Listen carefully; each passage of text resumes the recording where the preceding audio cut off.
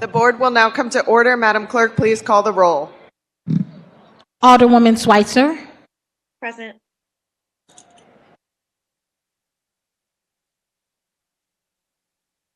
Alderman Oldenburg. Alderman Cone. Alderman Narayan. Alderman Devoti. Alderwoman Velasquez. Alderwoman Sanye. Present. Alderwoman Cox Entry. Alderman Browning. Alderwoman Clark Hubbard. Here. Alderwoman Keys. Alderwoman Tyus. Alderwoman Boyd. Present. Alderman Aldrich. President Green. Present. Alderman Cone. Alderwoman Keys. Alderwoman Tyus. We have 12 present. A quorum being present, we will be led in an opening reflection by Jordan Braxton with Pride St. Louis observation of World's AIDS Day.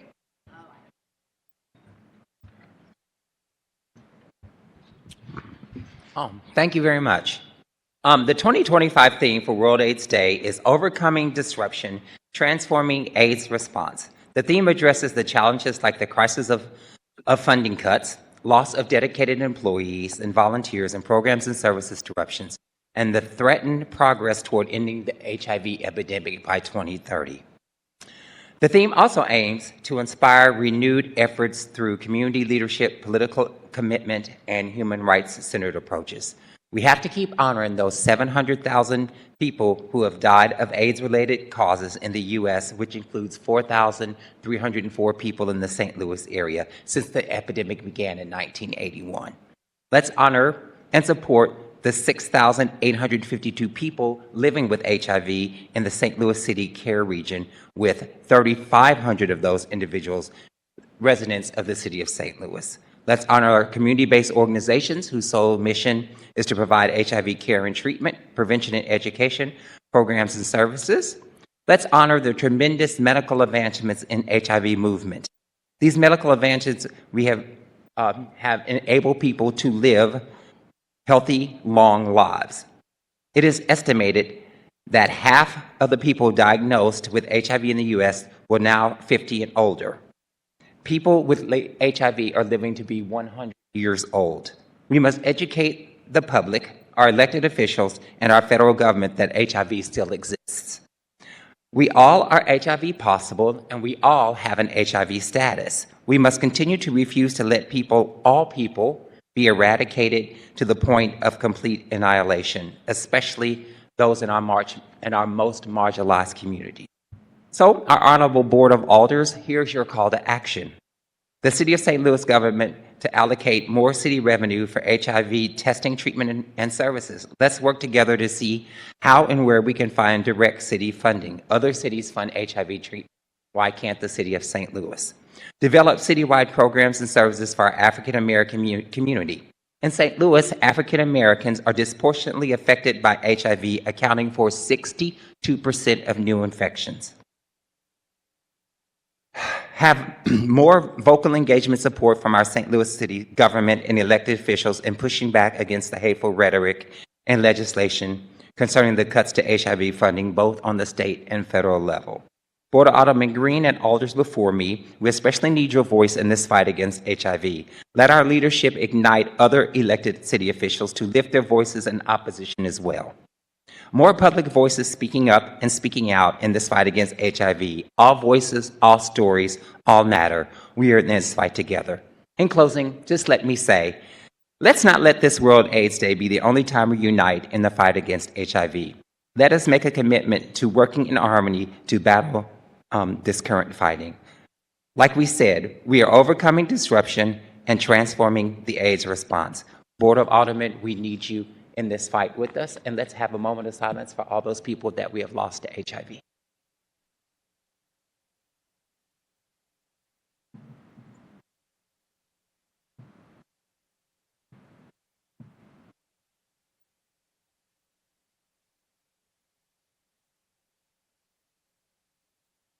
Thank you.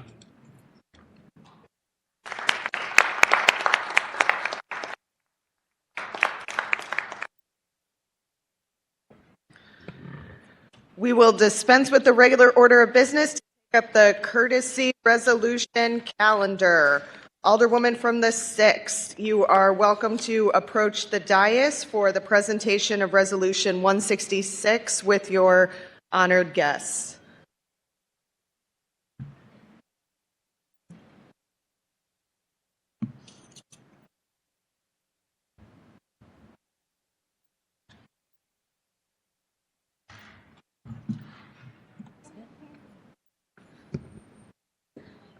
Good morning. Madam Clerk, can you please read Resolution 166? Resolution number 166, affirming the right to food for all in St. Louis. Whereas the city of St. Louis sits in one of the nation's most agriculturally abundant regions, yet 1 in 6 residents and 1 in 3 children lack reliable access to affordable, fresh, and nutritious food.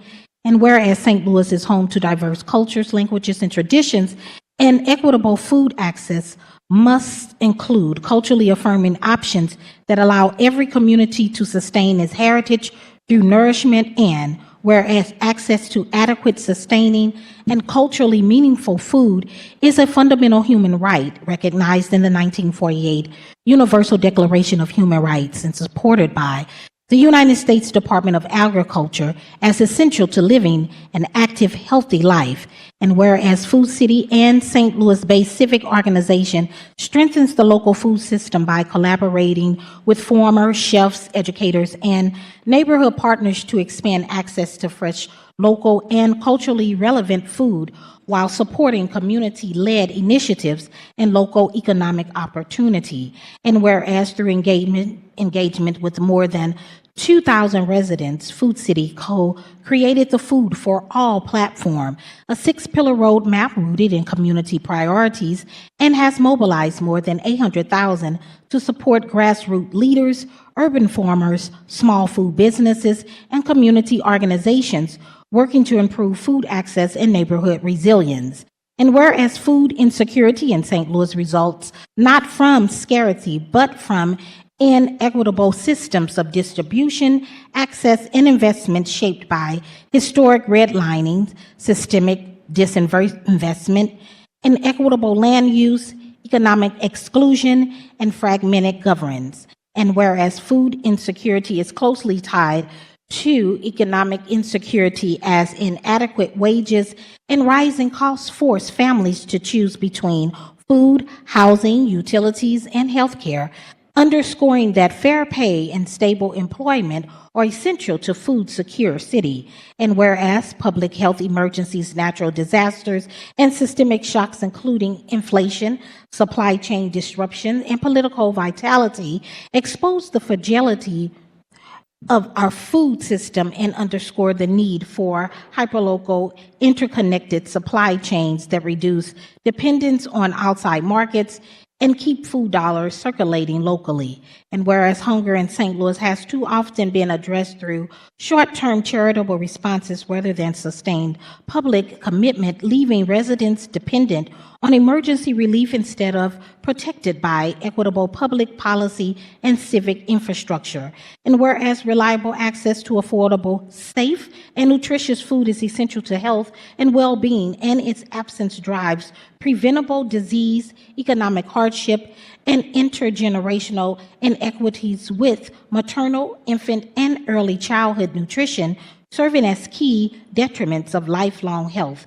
And whereas these inequities are compounded by limited access to quality healthcare, affordable housing, transportation, and safe environments, contributing to chronic stress, adverse childhood experiences, and life expectancy gaps of up to 27 years between Fairground Park in North St. Louis City and Webster Groves in St. Louis County.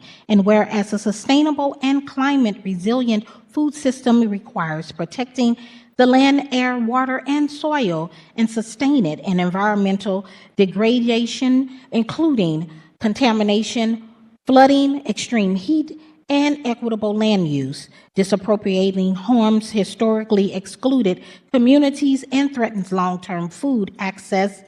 And whereas the St. Louis region generates 667,000 tons of waste food annually, 85% of which comes from households and restaurants, underscoring the need for wasted food reduction and recovery strategies that redirect edible food to residents rather than landfills.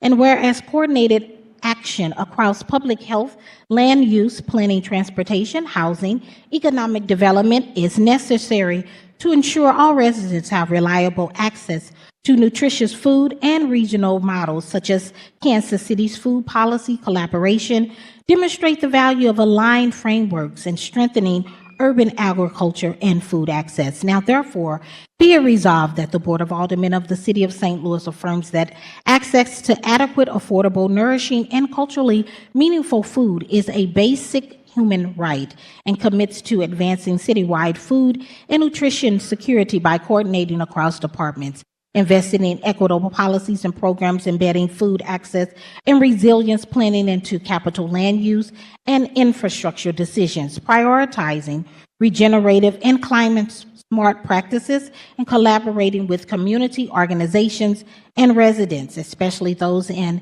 historically excluded communities, to build a sustainable, equitable, and resilient food future for all St. Louis residents. Be it further resolved that the clerk of this board shall spread a copy of this resolution across the minutes of these proceedings and prepare a commemorative copy to be presented at a time and place deemed appropriate by the sponsor. Introduced this 5th day of December 2025 by the Honorable Daniela Velasquez, Alderwoman 6th Ward. Adopted this 5th day of December 2025.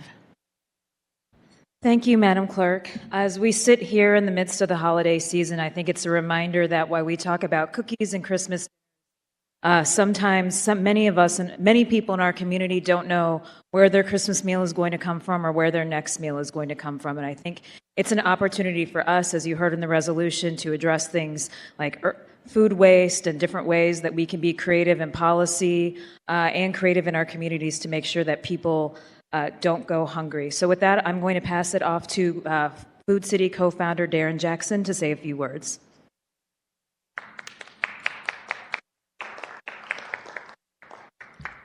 Thank you, guys. I have never done this before, so I am very underdressed, turns out. That was also a long resolution. We actually had it much longer, so now I see why they wanted us to cut it back.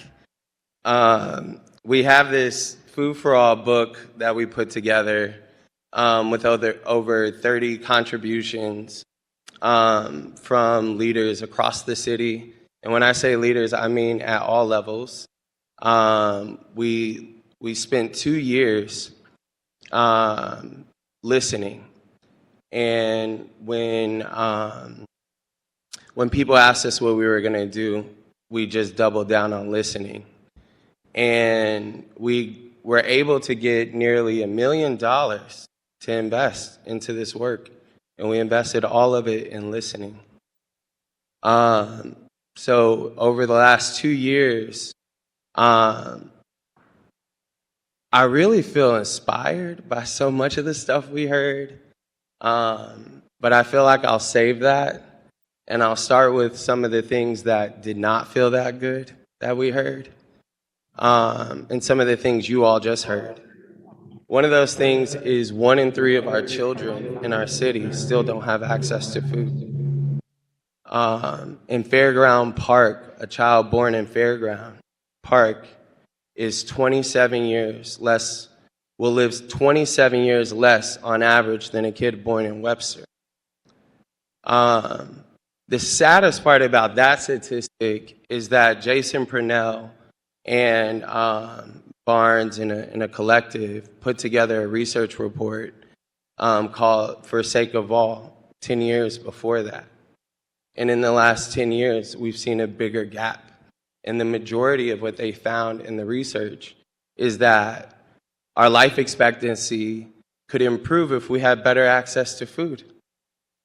A lot of times, people would blame our legislators I being one of those people. And recently we've been teaching both youth and our partners about government. And we start by teaching them the org chart. And we show them the citizens at the top. And as Miss Laura Keys always says, y'all work for us. And in reflection on that, the question then is, what kind of bosses are we? And any of the failures that is on Yao is on us also. So I am sorry that it took us this long to show up.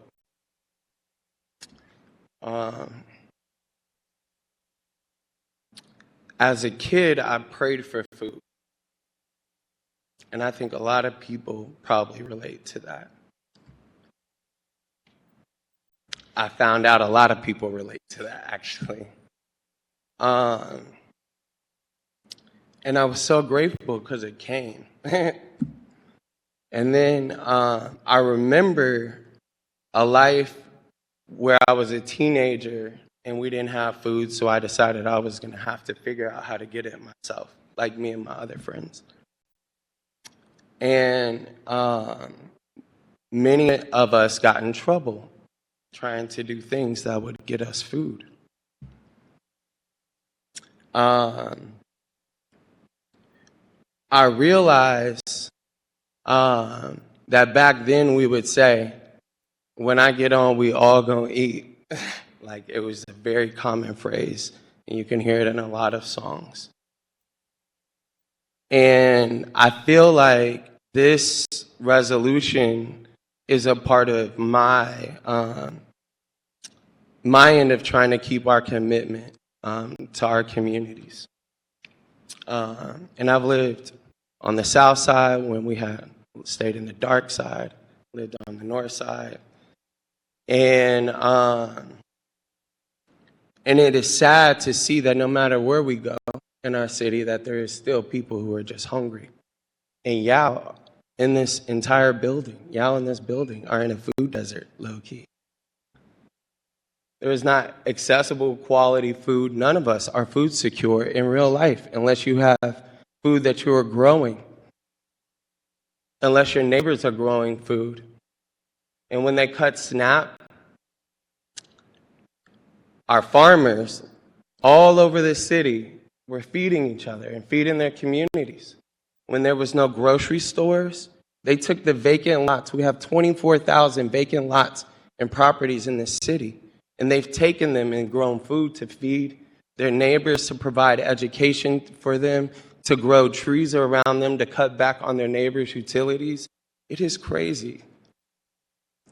And to hear their vision and to see this moment for us is really, really important, because the resolution for us just means we can all agree on both sides, community and institution, that this is a path forward, that we can work together as a collective, that our communities are needed, not needy, so we need to make sure they are fed. And we are not asking for saviors, but servants in this moment. And so we do thank all of you, truly. And whenever we ask any of these things from you, part of our commitment is that we won't stop working alongside you and working with you and making sure you have everything you need to do your jobs well. So thank you, guys.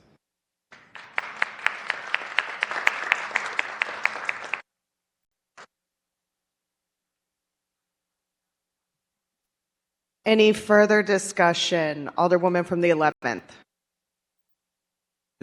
Madam President, members of the board, this is one of my favorite organizations and my favorite people. So it was nice that I got here just a few minutes late, and I looked up and I was like, wow, they're here. So I can't believe you hadn't done that before, because you talked quite a while. But it is wonderful to have worked with you guys, particularly during the tornado. And I showed up at O'Fallon Park and was so happy to see that you were there already doing the work, and to be able to join in and do as much as we could. and you all are making a great difference for our residents. And I just want to say thank you. Alderwoman from the 7th. Thank you, Madam President, members of the board. I would echo the sentiments of Alderwoman 11th Ward. I also have the pleasure of being familiar with Food City and being familiar with Darren Jackson, and I'm really encouraged by the work that you are all doing, that you are doing in our communities. Because I met with you all, I went and did research and learned that there are, in many other cities, they have full offices that are dedicated to food access and dedicated to programming throughout the city. I learned there are many districts throughout the country that have focuses food access. So I really appreciate our meeting, and I would encourage any of my colleagues, if you get a chance to meet with Food City, they might even feed you while they talk to you. And so it was very pleasant. And so I thank you all for being here today, and I would like to make a motion to embank this resolution. It's been moved by the Alderwoman from the 7th, seconded by the Alderman from the 3rd, that we embank Resolution 166. Is there any discussion? Hearing none, all those in favor signify by saying aye. Aye. Opposed? Motion carries. The resolution's now been embanked, which means that every single member of the Board of Aldermen has signed on to co-sponsor.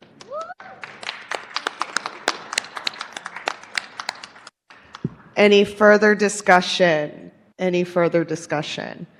Well, then I'll just close by, again, giving you a big thank you for the work that you do. I mean, Darren, it feels like everything you touch is meaningful and successful, and every time I have the pleasure of getting together with you again, it's like another project, another vision that you actually follow through with. A lot of folks have vision, and it doesn't necessarily come to fruition, but seeing the work that you do and seeing how it actually comes to be is really amazing and inspirational. And so thank you for all of the work that you do. All of Food City, thank you for the work that you do in addressing food insecurity. I got my copy of their book about a week ago and have started reading through it. So I anticipate in the coming months and years there will be calls to action from this body based upon the work that they do. So thank you so much for everything you do. And if we want to all get a picture together, we can gather on the steps now.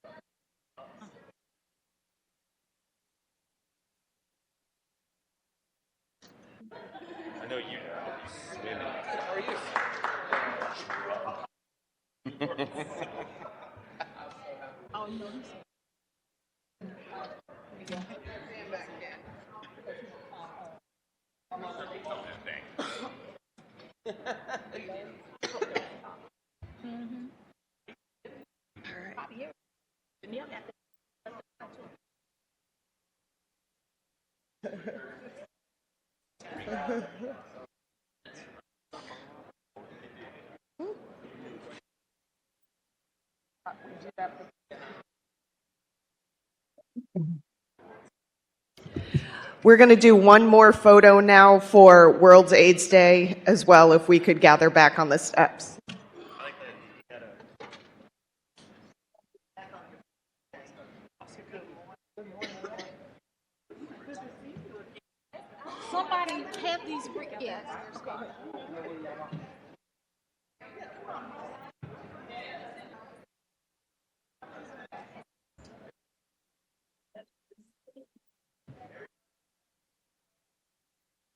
Come on up. Picks.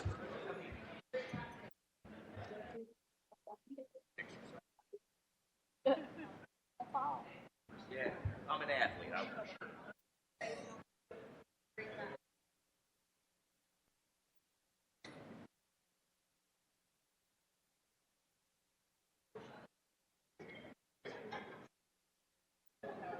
Oh wow, really? How are you guys?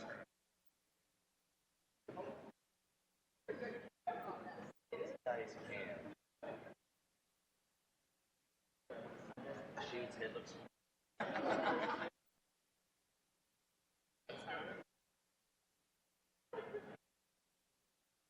All right. There you go.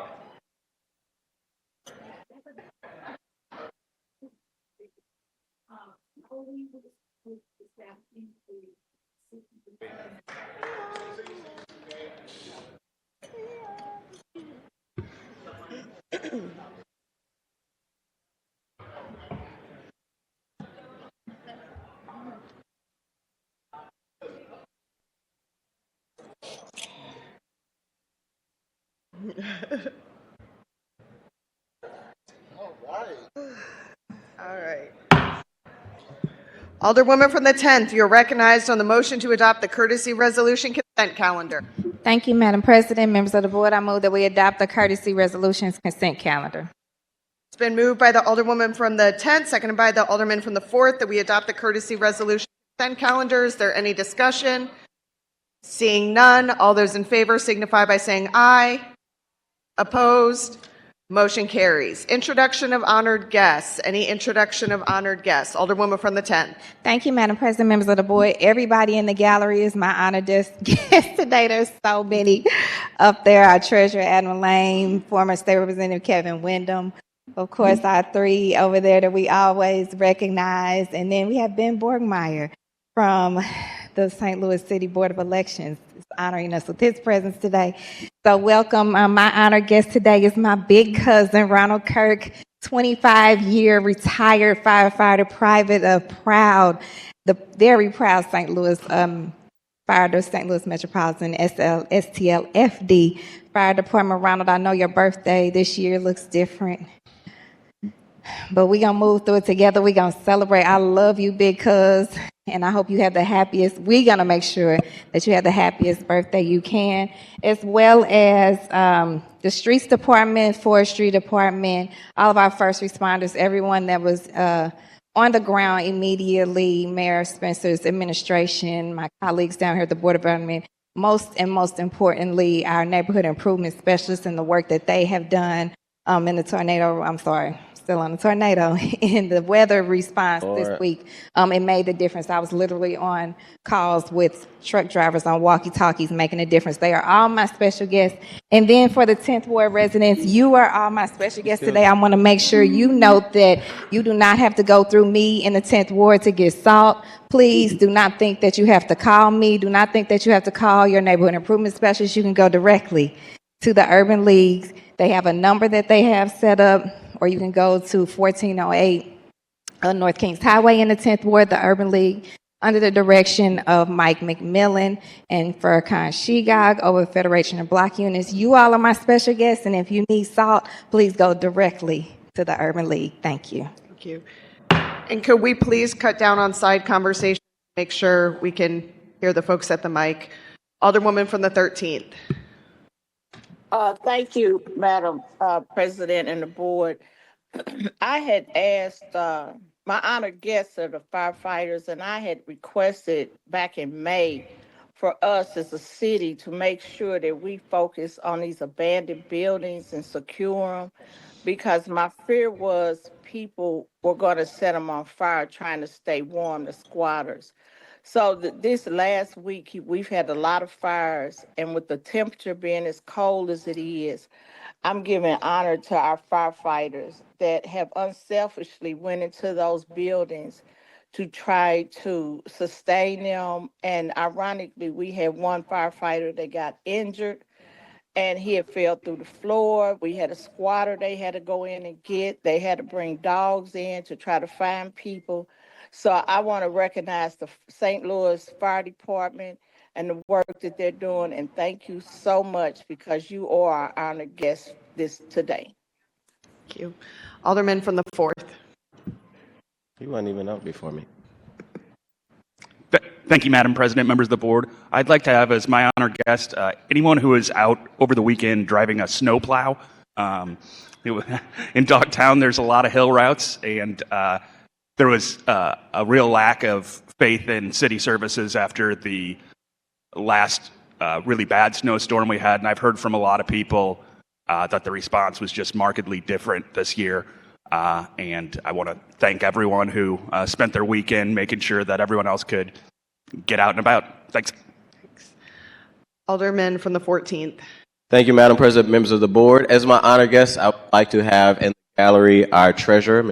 Adam Lane, as well as my former colleague and big brother, and was just an amazing mentor when I was up in the State House, Mr. Kevin Windham. He is a former state rep as the 85th district, then when they redistrict turned to the 74th district. So I want to have both of those amazing two black men as my honored guests, as well as all of the forestry workers and our city streets department that was out doing great work over the last few days. It was definitely a difference from this year and last year. Last year was ice, this was snow.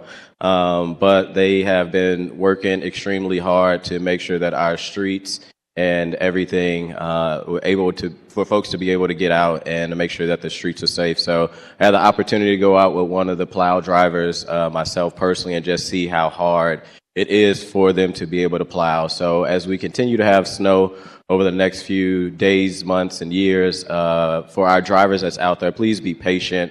Give our snowplow drivers enough room so that they can be able to keep our streets safe. And also, again, thank you to our forestry department that was also helping out with our street department getting the snow up. So thank you to our city service workers, City of St. Louis workers. Thank you. Alderwoman from the 6th. Thank you, Madam President. As my honored guest, I'd like to honor my legislative aide, Bree Bowen. She has a birthday this weekend, so recognize that. And my second honored guest is the burgundy suit for today, since we have a few of them. Thank you. Alderman from the 3rd. Thank you, Madam President. I was going to introduce him as my honored guest as he's a resident of the 3rd Ward, but the alder lady from the 10th stole my thunder, so I was just going to let it roll. But then the alderman from the 14th also had him as an honored guest, so I would like to have as my honored guest this morning, proud 3rd Ward resident, the treasurer of the city of St. Louis, Adam Lane.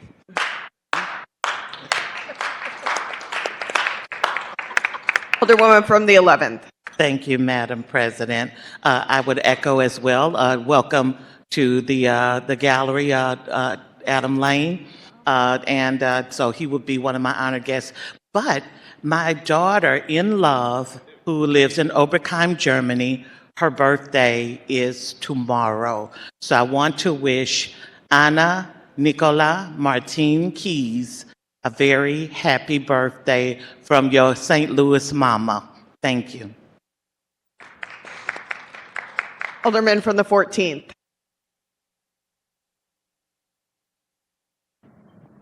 Thank you, Madam President, members of the board. I forgot one person. Also, I'd like to have Mr.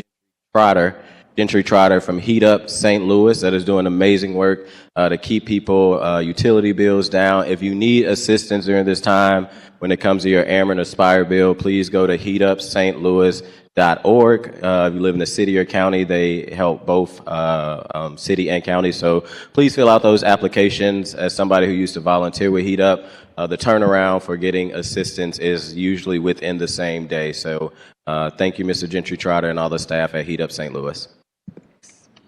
Any further introduction of honored guests? Any further introduction of honored guests?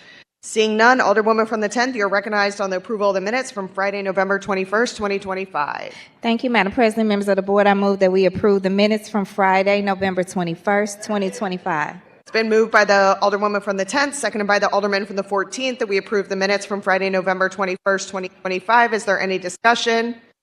Seeing none, all those in favor signify by saying aye. Opposed? Motion carries. Report of city officials. Report of city officials can be found in A, B, C, and D of the agenda and has been placed in the Google Drive for your review. Does anyone wish to take any bills or resolutions off of any of our informal calendar? Anyone wish to take any bills or resolutions off of any of our informal calendars? Seeing none, then Alderman from the 14th, you're recognized in the motion to suspend the rules for the purposes of introducing Board Bill 112 for first reading. Thank you, Madam President. Board, I move to suspend the rules and introduce Board Bill 112 for introduction of first reading. It's been moved by the Alderman from the 14th, seconded by the Alderwoman from the 7th, that we suspend the rules for the purposes of Board Bill 112. Is there any discussion? This is a non-debatable motion. Madam Clerk, please call the roll. Alderwoman Schweitzer. Aye. Alderman Oldenburg. Alderman Cone. Alderman Narayan. Alderman Devoti. Alderwoman Velasquez. Alderwoman Sonier. Alderwoman Cox-Antwi. Alderman Browning. Alderwoman Clark Hubbard. Alderwoman Keys. Alderwoman Tyus. Alderwoman Boyd. Thank you. Alderwoman Boyd. Alderman Aldrich. Alderwoman Velasquez. You missed President Green. I'm sorry, President Green. Aye. Alderwoman Velasquez.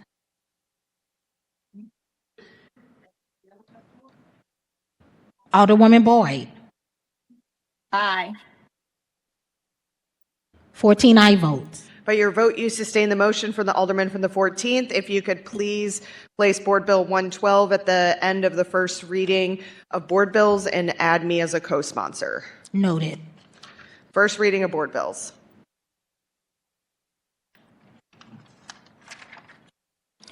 Board Bill number 109, introduced by Alderwoman Velasquez, an ordinance recommended by the Board of Public Service to conditionally vacate above surface, and subsurface rights for vehicle, equestrian, and pedestrian travel in a portion of Parker Avenue from Kings Highway Boulevard and extending east to a point in the city of St. Louis, Missouri, as hereafter described in accordance with Charter Authority and in conformity with Section 14 of Article 21 of the Charter, and imposing certain conditions on such vacation.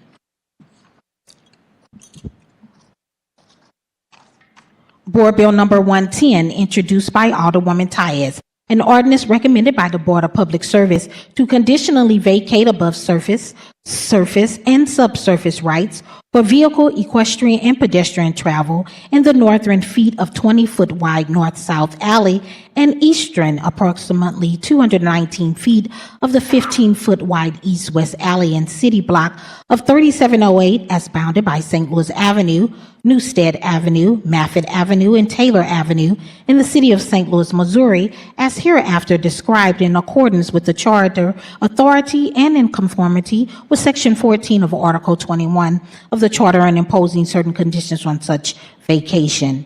Board Bill number 111, introduced by Alderwoman Tyus, an ordinance recommended by the Board of Public Service to conditionally vacate above surface and subsurface rights for vehicle, equestrian, and pedestrian travel in the East Taylor Avenue from Broadway to Oda Avenue to the city of St. Louis, Missouri, as hereafter described in accordance with Charter Authority and in conformity with Section 14 of Article 21 of the Charter, and imposing certain conditions on such vacation.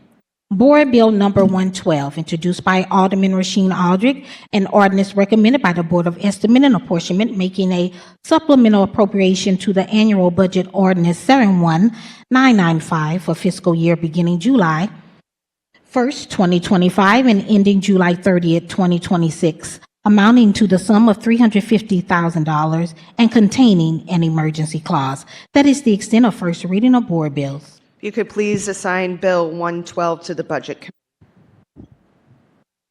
Noted. Reference to Committee of Board Bills. Board Bill number 109, 110, and 111. That is the extent of reference, and to the Public Infrastructure, Board Bill 109, 110, and 111. That is the extent of, And to Budget Committee. and to Budget 112. That is the extent of reference to committee and board bills. Thank you. Second reading, report of standing committees.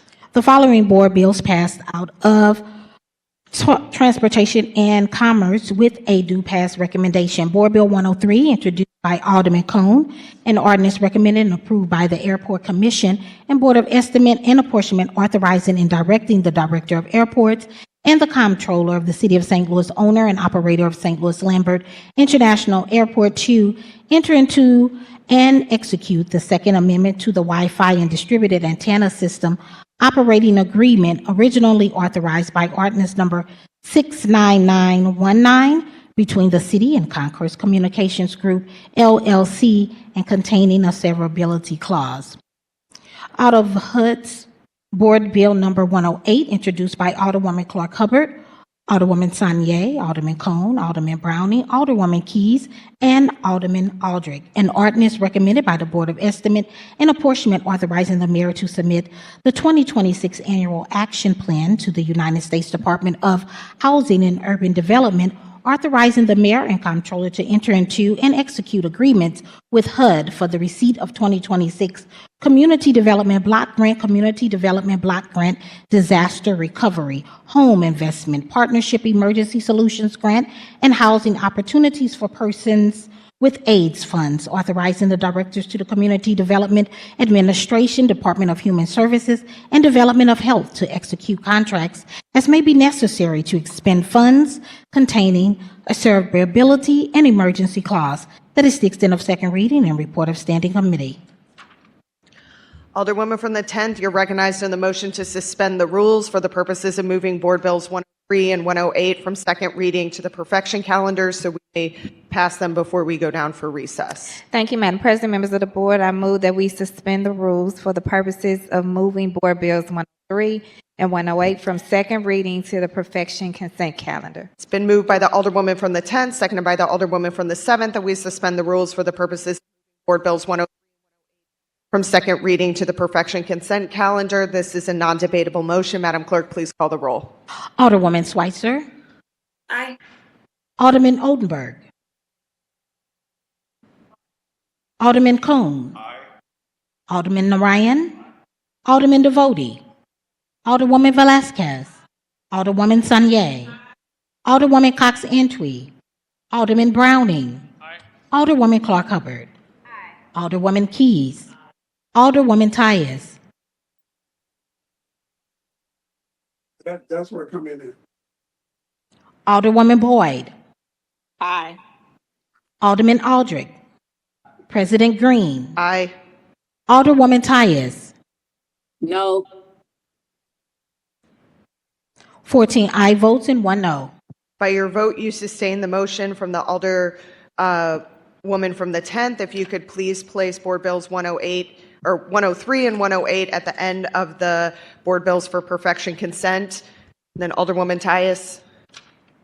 I was saying no because I wanted 108 to be put on perfection calendar, and I would request that we move it to the perfection calendar, not the consent calendar. Right. There's been a request that 108 goes on the regular perfection calendar. If, Madam Clerk, you could please place 108 on the regular perfection calendar. Noted.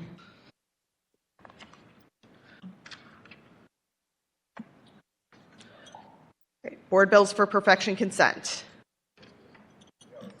Board Bill Number 83, introduced by Alderman Browning and Alderwoman Clark Hubbard, an ordinance establishing a sales tax reimbursement account in support of project located at 3942 Laclede Avenue, approving a development and performance agreement related to such project and authorizing execution thereof. Board Bill Number 103, introduced by Alderman Cone. An ordinance recommended and approved by the Airport Commission and Board of Estimate and Apportionment, authorizing and directing the Director of Airports and Controller of the City of St. Louis, owner and operator of the St. Louis Lambert International Airport, to enter into and execute the Second Amendment to the Wi-Fi and Distributed Antenna System operating originally authorized by Ordinance Number 69919 between the City and Concourse Communications Group, LLC, and containing a severability clause that exists in the board bills for perfection consent. Alderwoman from the 10th, you're recognized on the motion to adopt the board bills for the perfection consent calendar. Thank you, Madam President, members of the board. I move that we adopt the board bills for perfection consent calendar. It's been moved by the Alderwoman from the 10th, seconded by the Alderwoman from the 11th, that we adopt the board bills for the perfection consent calendar. Is there any discussion? Seeing none, all those in favor signify by saying aye. Aye. Opposed? Motion carries. Board bills for perfection. Board Bill Number 100, introduced by Alderwoman Cox and Mayor Spencer, President Green, Alderman Narayan, Alderman Cone, Alderwoman Clark Hubbard, Alderman Aldrich, Alderman Devotee, and Alderman Browning. An ordinance submitting to the qualified voters of the City of St. Louis pursuant to Section 92.115 the question of whether to continue the earnings tax imposed by the City of St. Louis for a period of 5 years, providing for an election and the manner of voting, providing that if such question shall receive the votes of a majority of the voters voting thereon, that such earnings tax shall continue, and containing a severability and clause, an emergency clause. Alderwoman from the 8th, you're recognized on the perfection of Board Bill 100. Thank you, Madam President, fellow members of the board. I would like to move To perfect. to perfect Board Bill 100. Thank you. It's been moved by the Alderwoman from the 8th, seconded by the Alderman from the 9th, that we perfect Board Bill 100. Alderwoman, you may proceed. Thank you, Madam President. Members of the board, today I would like to put forward Board Bill 100, which presents a question to the voters in 2026 of whether to renew our city's earnings tax. This is a process as required by state statute that we complete every 5 years. So first, I would like to thank those that have joined me in co-sponsoring this resolution. I think as servants of the city and the public, we recognize how critical these earnings tax dollars are to help fund our city. But I do just want to take a few moments to explain to the general public why this is so critical. Our city's general revenue fund relies on these earnings tax dollars to help us to improve our infrastructure, to provide dollars to support critical emergency services for our police and our firefighters. And over 1/3 of our general revenue fund comes from this 1% earnings tax that we all pay into every year. So this is a very critical source of revenue for our city that allows us to do the things that we do and provide the basic services to our residents every day. So I would just like to ask that all of my colleagues join in me in putting forward this question to the voters today. And I hope that our voters recognize how important this is that we move forward. Any further discussion? Any further discussion? Alderwoman from the 7th. Madam President, hello, Madam President, members of the board. I had requested at our last meeting that I be added as a co-sponsor to this, but I don't see myself today, so I just wanted to ask again. Madam Clerk, if you could please make sure the Alderwoman from the 7th is listed as a co-sponsor. Noted. Alderwoman from the 6th. You're green. I can't hear it. Thank you, Madam President. I would also like to be added as a as a co-sponsor. Gosh, I can't talk. Clerk sponsor. New word, hey. Noted. I also just want to echo what the Alderwoman from the 8th said. This is very important for our city. I know that sometimes there is robust discussion around the earnings tax. I just want to add that an earnings tax is not unusual for a city. Many cities have it. In fact, St. Louis has one of the lowest earning taxes in the country. And it is 1/3 of our budget, and it is very important when we talk about all the services that we need to provide to residents, as well as the health and financial health and stability of our city. It is very important, despite what folks in the legislature may say. So thank you. Alderwoman from the 12th.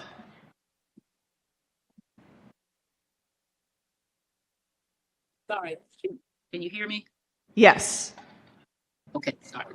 I have a complicated relationship with earnings tax. I know how very important it is for our city, but I also know that our city wastes valuable money and maybe valuable political uh, ability to do something correct in that we don't do the earnings tax right. We have exceptions that should not be. I've had the displeasure of serving at the Board of Aldermen when we were tricked by the Civic Progress and Ralston Purina about giving an exception that ended up costing us, the city, millions of dollars. It was supposed to be a couple of $100,000, but it was a trick so that the people who then got to sell their stock shares got lots of money, not the city. We also give all kind of exceptions to our earning tax, very wealthy people, while we have people who don't make substantial money pay the earning tax. If the earning tax is so important, then we ought to make sure that everybody pays it, and we should take every exception out for the earnings tax, and everybody has to pay it. But we don't do that. For that reason, I will be voting no. I do not expect, I hope we do not lose the earning tax, but my vote will be a protest vote that continues to be so because we don't do it right. And we even had a dog and pony show where Ralston Purina, after I brought it up several times and brought up proof of how they lied to us, they came down here with the dogs and the puppies and the feel goods. And people said, oh, well, they're a good corporation since. If they're a good corporation, they ought to pay us our money back. Then they'll be a good corporation. You can't just say, oh, yeah, we lied, but that's okay. And we are also letting other people, we put them in all kind of development forms and development bills where we give people outs for earnings tax. Everybody ought to pay the earnings tax. I agree we need it. But for the protest vote, I will be voting no because we do not administer it fairly. And we ought to be ashamed of ourselves. Thank you.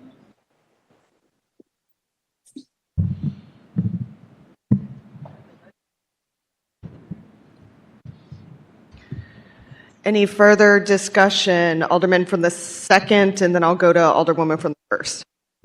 Thank you, Madam President, members of the board. I think it's important also to underscore that the work of us as community leaders in support of this important tax doesn't stop just with us voting here today and next week to put it on the ballot. It's important that we remind residents and voters that this ensures critical city services take place. This is 36% of the city's general revenue operating plan, so it's very important from that perspective. It's also worth reminding the community that this has overwhelmingly passed every 5 years when it comes to the polls, 80%, high 70s. So the work just doesn't stop with us putting it on the ballot today and next week with the final vote. Let's make sure we're in the communities and running an active campaign to remind people this is about police and fire response.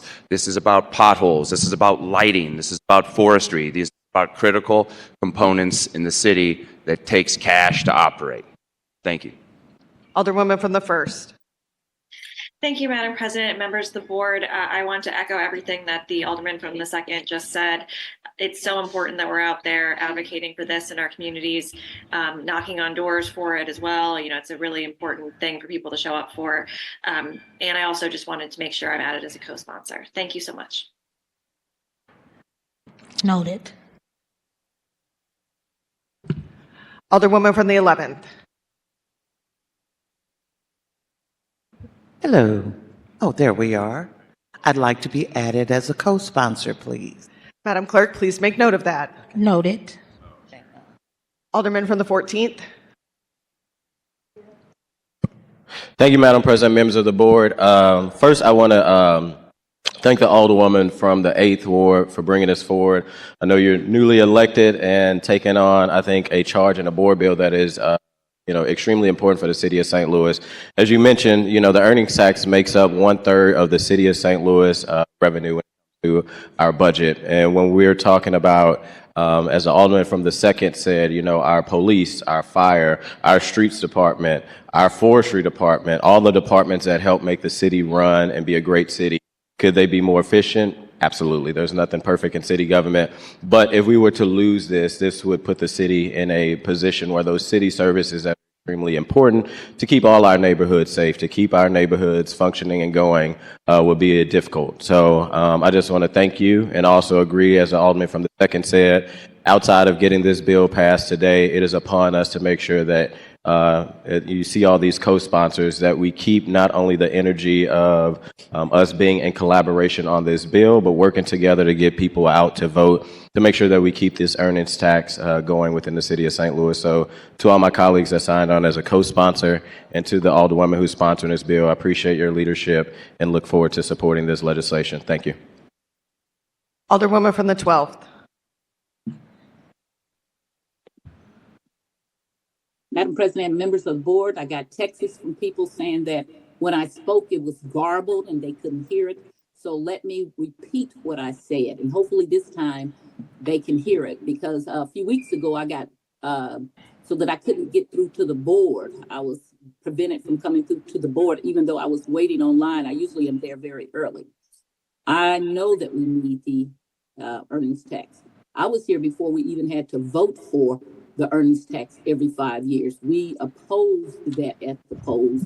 A very wealthy, well-funded person wants the earnings tax to go away, and he was able to win that vote at the polls. But we also need to do a better job. Yes, we pay for very important city services, but we don't tell people the exceptions. If we're going to ask for that, we ought to get rid of the exceptions. And short of that, we ought to have a list every year of the exceptions to the earnings tax, so that people would be aware of that we do not make everybody pay the earnings tax.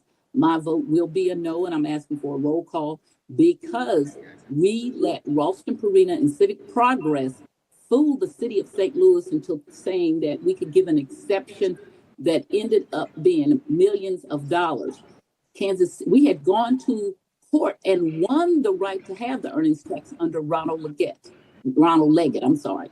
And then after all of that, we gave an exception because people fooled the city officials and told us it was going to be only a couple of $100,000. And that involved Arena in a very well published in the Riverfront Times kind of trade off that they ended up coming right back, and the people who had stock options made millions of dollars that they didn't have to pay.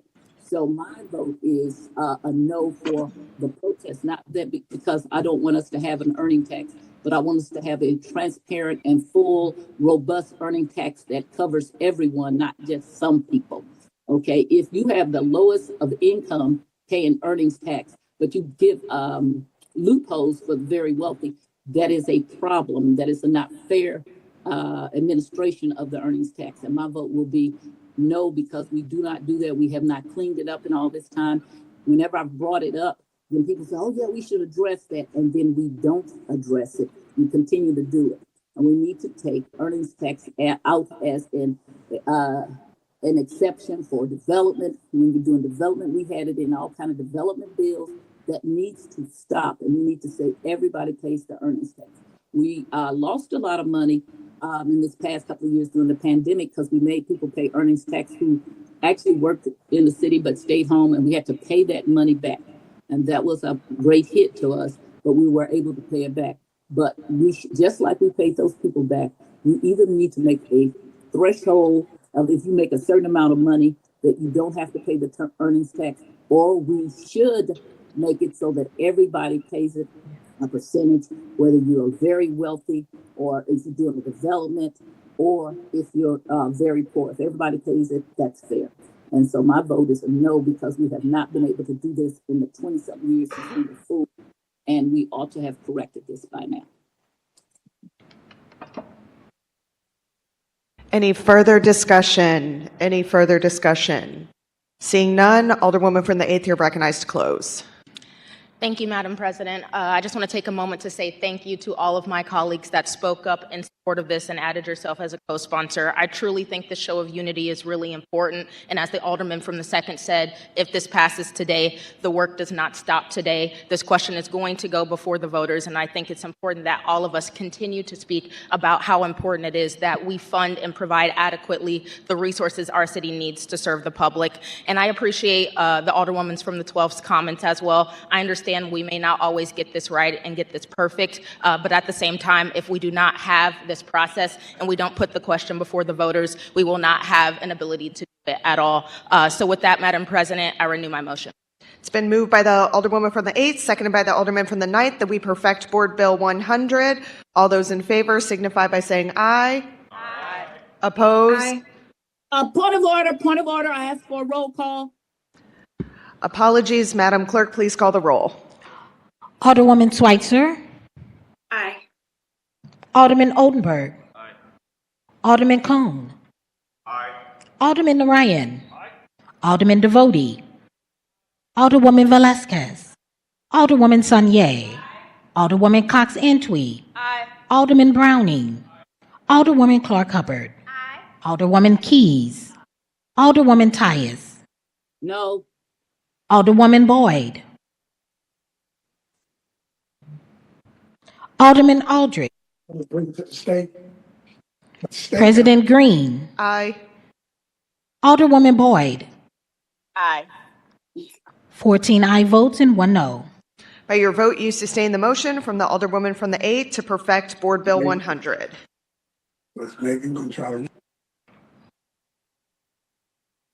Board Bill number 88, introduced by Alderman Browning, President Green, and Alderman Devoti, an ordinance updating Title II Elections of Municipal Code of the City of St. Louis, updating, clarifying, and removing outdated language within the election code, including filing fees, the certificate for nomination, and containing procedures in the event of a tie.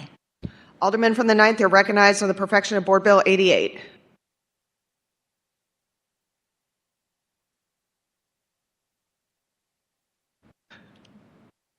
Thank you.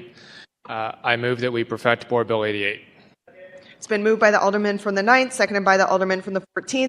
Perfect Board Bill 88. Alderman, you may proceed.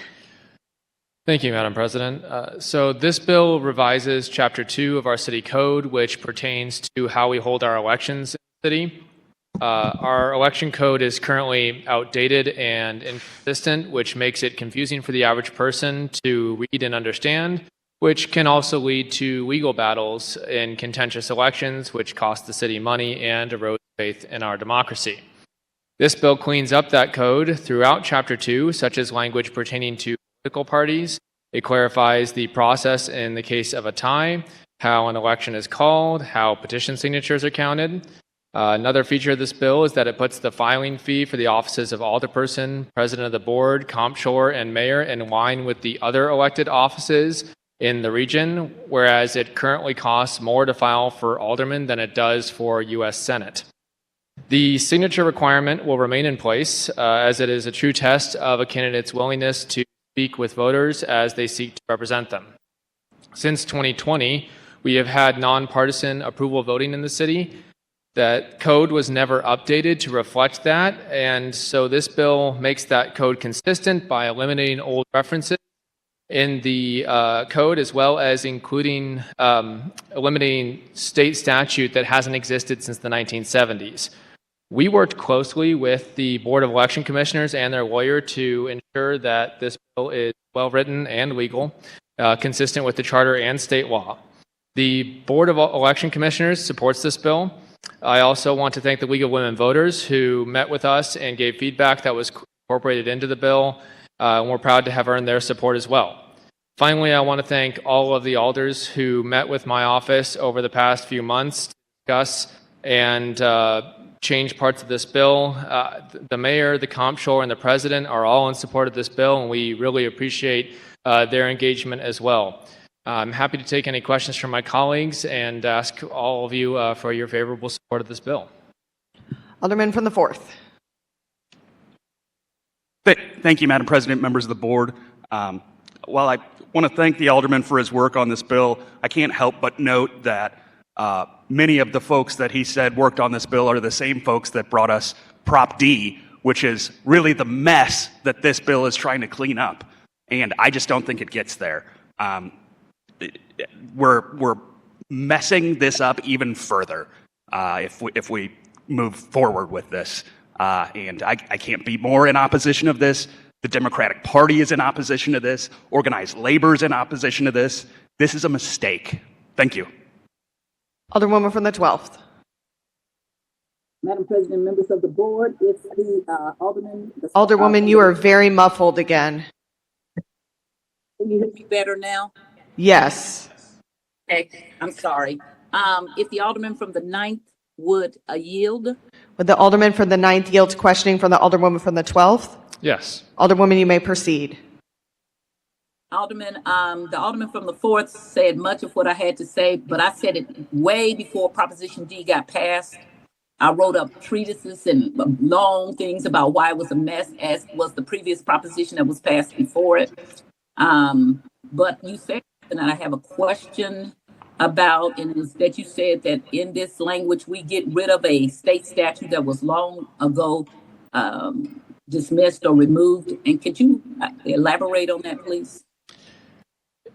Yes. If you look at the current code, there's a reference to a state statute that does not exist. So that's just an example of some of the cleanup that we did. This code really hasn't been looked at or fully updated since even long before that, I think since the 50s. So this is really trying to bring the code into the 21st century. And I disagree with the Alderman from the 4th in that I don't think this is making a bigger mess. This is actually clarifying it, putting it in chronological order, making it much easier to understand. It's very consistent. It is not from the same folks who brought us Prop D. That was an outside group that brought that. This was drafted in coordination with our Board of Election Commissioners who run our elections every year.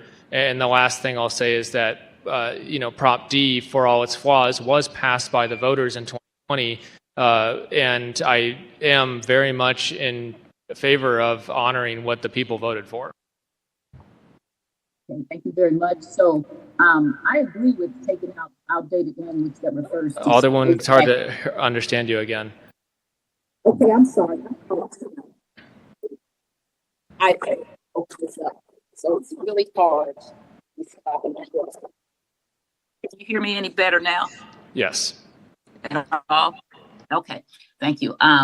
So I agree with removing outdated references to state statutes that no longer exist. That is always a good way to do legislation. And that is, in fact, if we actually did what our charter said, our charter requires the Board of Aldermen to go so many years and redo our ordinances because of things that change like that. But we've never done it in the 34 years I've been in office, so that hasn't happened. But as far as Proposition D getting passed, it was passed, so as was the previous proposition, and they're a mess. That is what has created this.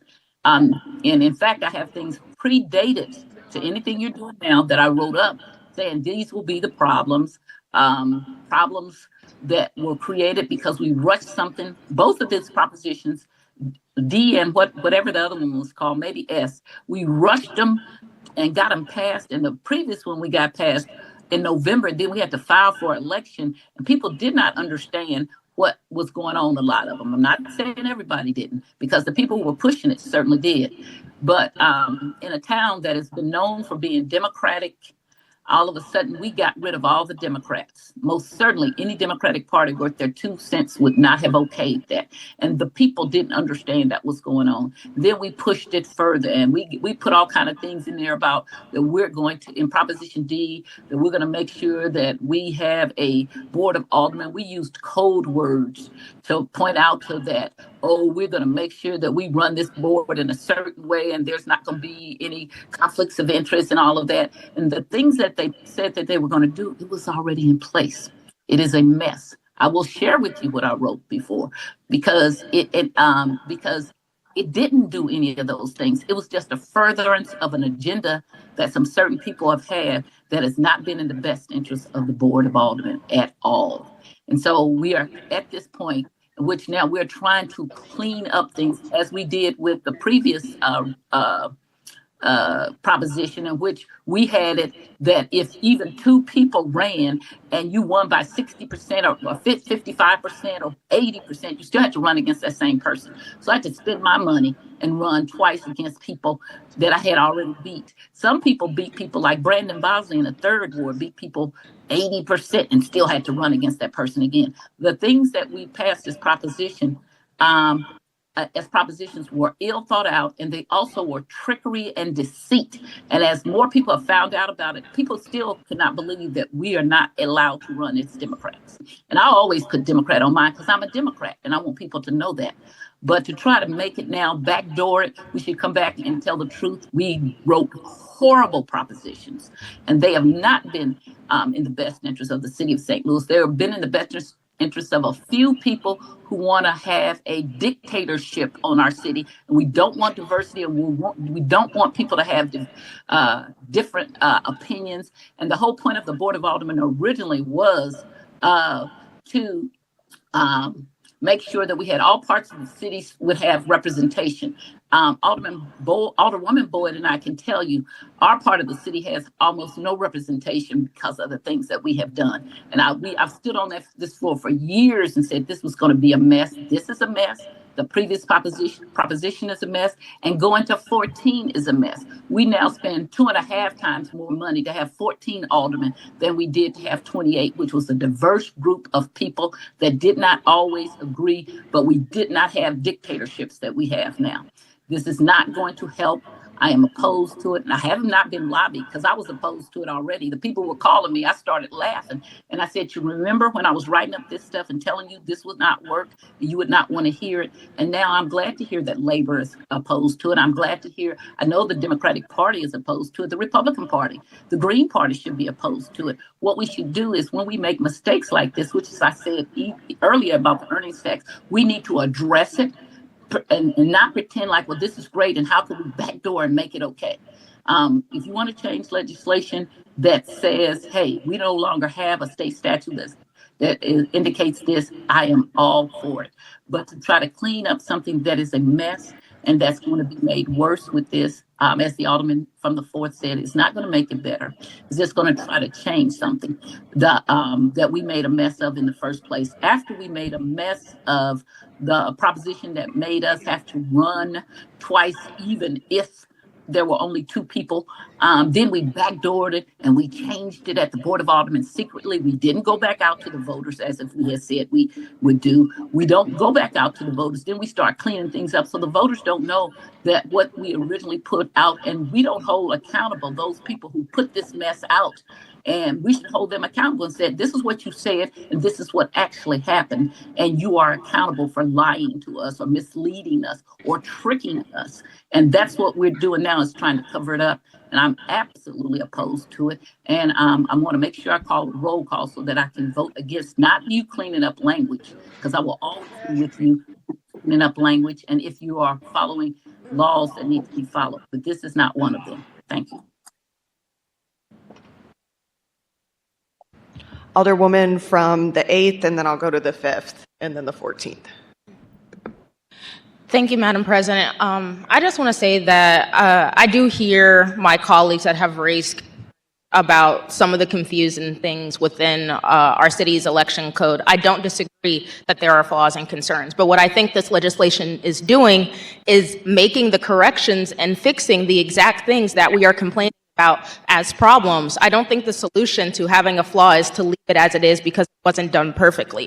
Our job as a legislative body is to take a look at the code and examine what's wrong and try to make improvements about it. And I think that's our responsibility as a legislature. I recognize that there are a lot of minute things in here that maybe are the result of things that were done in the past or even outside of this body, but I don't think it's fair for us to have a filing fee that is more than what it is to run for higher statewide or even city offices. That is not proposing democracy, as some folks are arguing is the responsibility of us having a democracy in the first place.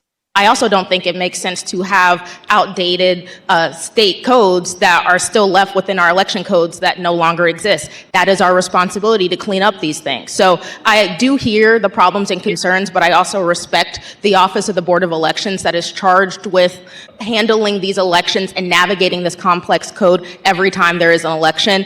I respect their advice and guidance on what it takes to get cleaned up, and I think they have told us what we're responsible for doing, and worked really closely with the aldermen of the 9th in trying to fix these problems. So with that, I am very supportive of this legislation and would like to be added as a co-sponsor. Noted. Alderman from the 5th.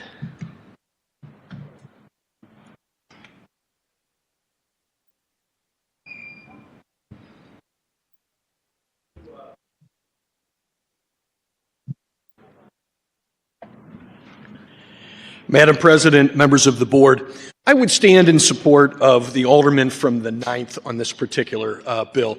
Obviously, I'm a co-sponsor, but I think it's important to recognize the tremendous amount of work that went through looking at where we stand both in terms of the code, where we stand in terms of the charter, and modernizing where we are with respect to this particular issue. I understand the comment with respect to Proposition D. I respect the comment. Having said that, Proposition D passed. It was voted on and it passed by the voters of this city. And that's where we are today. And so within that context, I think that Board Bill 88 does a commendable job, more than commendable job, of getting us where we need to be. And I support this particular legislation. Thank you. Alderman from the 14th. Thank you, Madam President, members of the board. I also echo the comments from the alderman from the 5th. I'm going to get us kind of back on track because this legislation actually is not about Prop D. And I think that's important. If people actually, read the bill, they will see the changes that are in this bill does not address things that Prop D did. And Prop D overwhelmingly over 68% passed. But if the alderman from the 9th would yield for questioning. Yes.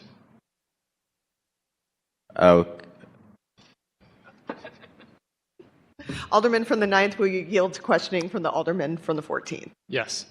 All right. Alderman, you may proceed. Sorry, sometimes I get a little pregnancy brain these days. You are good, Madam President. You're looking good with that baby bump up there.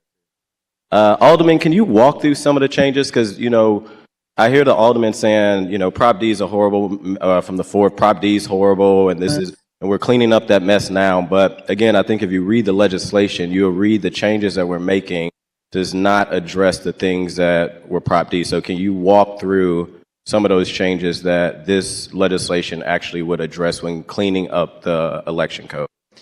Yeah, I'm happy to. So just to clarify, when Prop D was passed, the only relation this has to Prop D is that when Prop D was passed, it added language in at the end of the code and then just kind of said, ignore the parts that conflict with this, which is very confusing to read through. So we are just clarifying and reordering things in this code to try to make it very consistent and easy to read and easy to understand.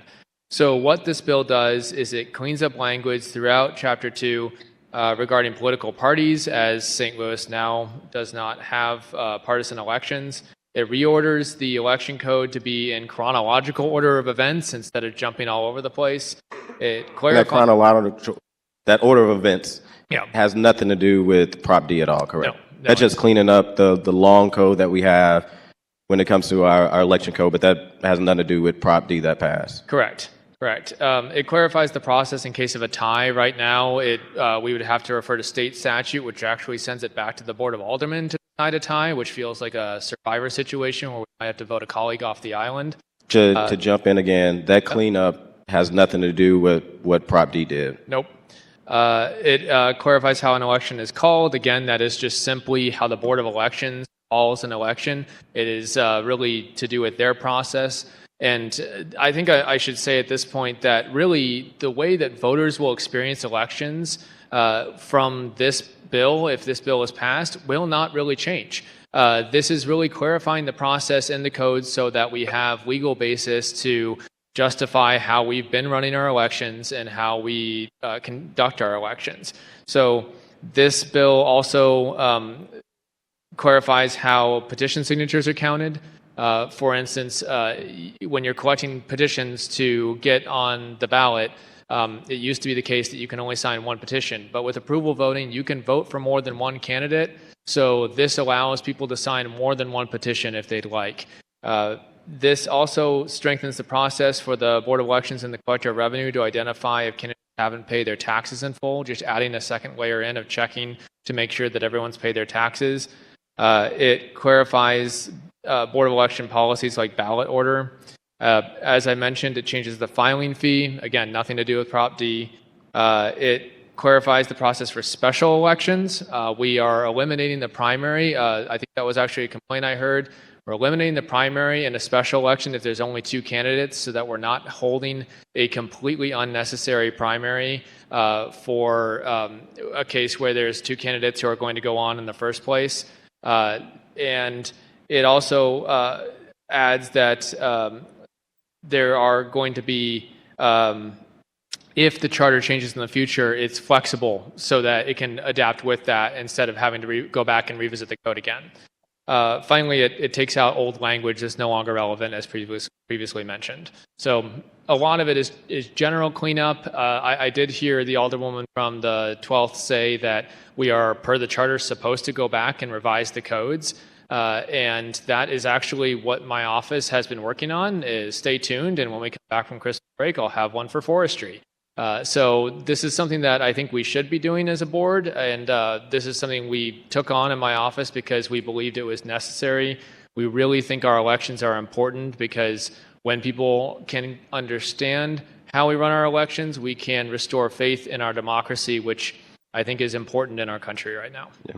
Can you talk a little bit about, I know during the committee hearing, we had several Central Committee members come, including the chair of the party, including both my committee man and committee woman. And after, I think you've had conversations with my committee woman to actually clear up, I think, some of the confusion of what the Central Committee was being told that this bill would do, as far as taking away the power from Central Committee to be able to nominate. Is that what this bill does? And have you talked to Central Committee members after that hearing? I've talked to a couple of them. I've been playing phone tag with your committee woman, to be clear, but if you're listening, committee woman, I'm going to reach back out to you after this. The conversation's never over, but just to be very clear, this does not affect the Central Committee in any way. They will still be able to endorse the candidates they choose. They'll still be able to identify as Democrats. I run as a Democrat every year that I'm on the ballot because I do identify with the Democratic Party. So that's still an option for people. This simply, again, makes things consistent with how we run our elections in the city, which is a nonpartisan ballot. Gotcha. Thank you. Again, to my members and colleagues of the board, I'll be supporting this. I know the Alderman has done a really good job of reaching out to everybody around this legislation.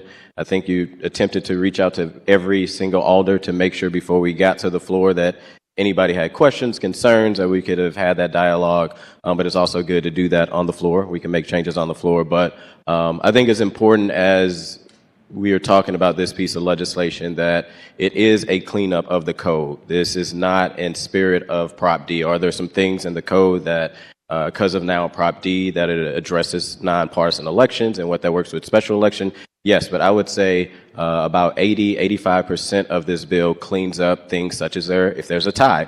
And instead of just flipping a coin saying who's going to be the winner, it's going to be based off the signatures that we already have to collect. It's changing the filing fees. That has nothing to do with Proposition D. And I know when the changing of the filing fees was a concern with the Central Committee in the past, I totally understand. But right now, the way that our elections are set up, if we keep the filing fees at what they are or change them, the Central Committee, the Republican Committee, they don't get them anyway. And I know that's a longer fight that the Central Committee is working on to try to change that process. But until then, this filing fees has nothing to do, again, about 85% of the bill has nothing to do with Proposition D. I think it's trying to clean up the code.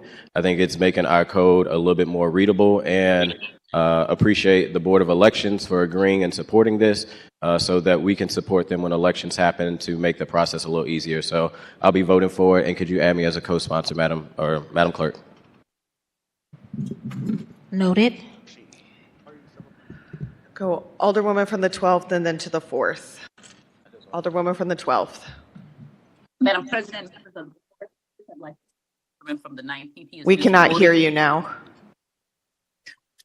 Okay, let's see here. Can you hear That me any seems to better be, now? yes, that's better. Okay, I'm sorry. The alderman from the 9th is misquoting me. I did not say that our charter said we need to redo codes. Codes are population of our different ordinances. I said the charter says we need to do ordinances.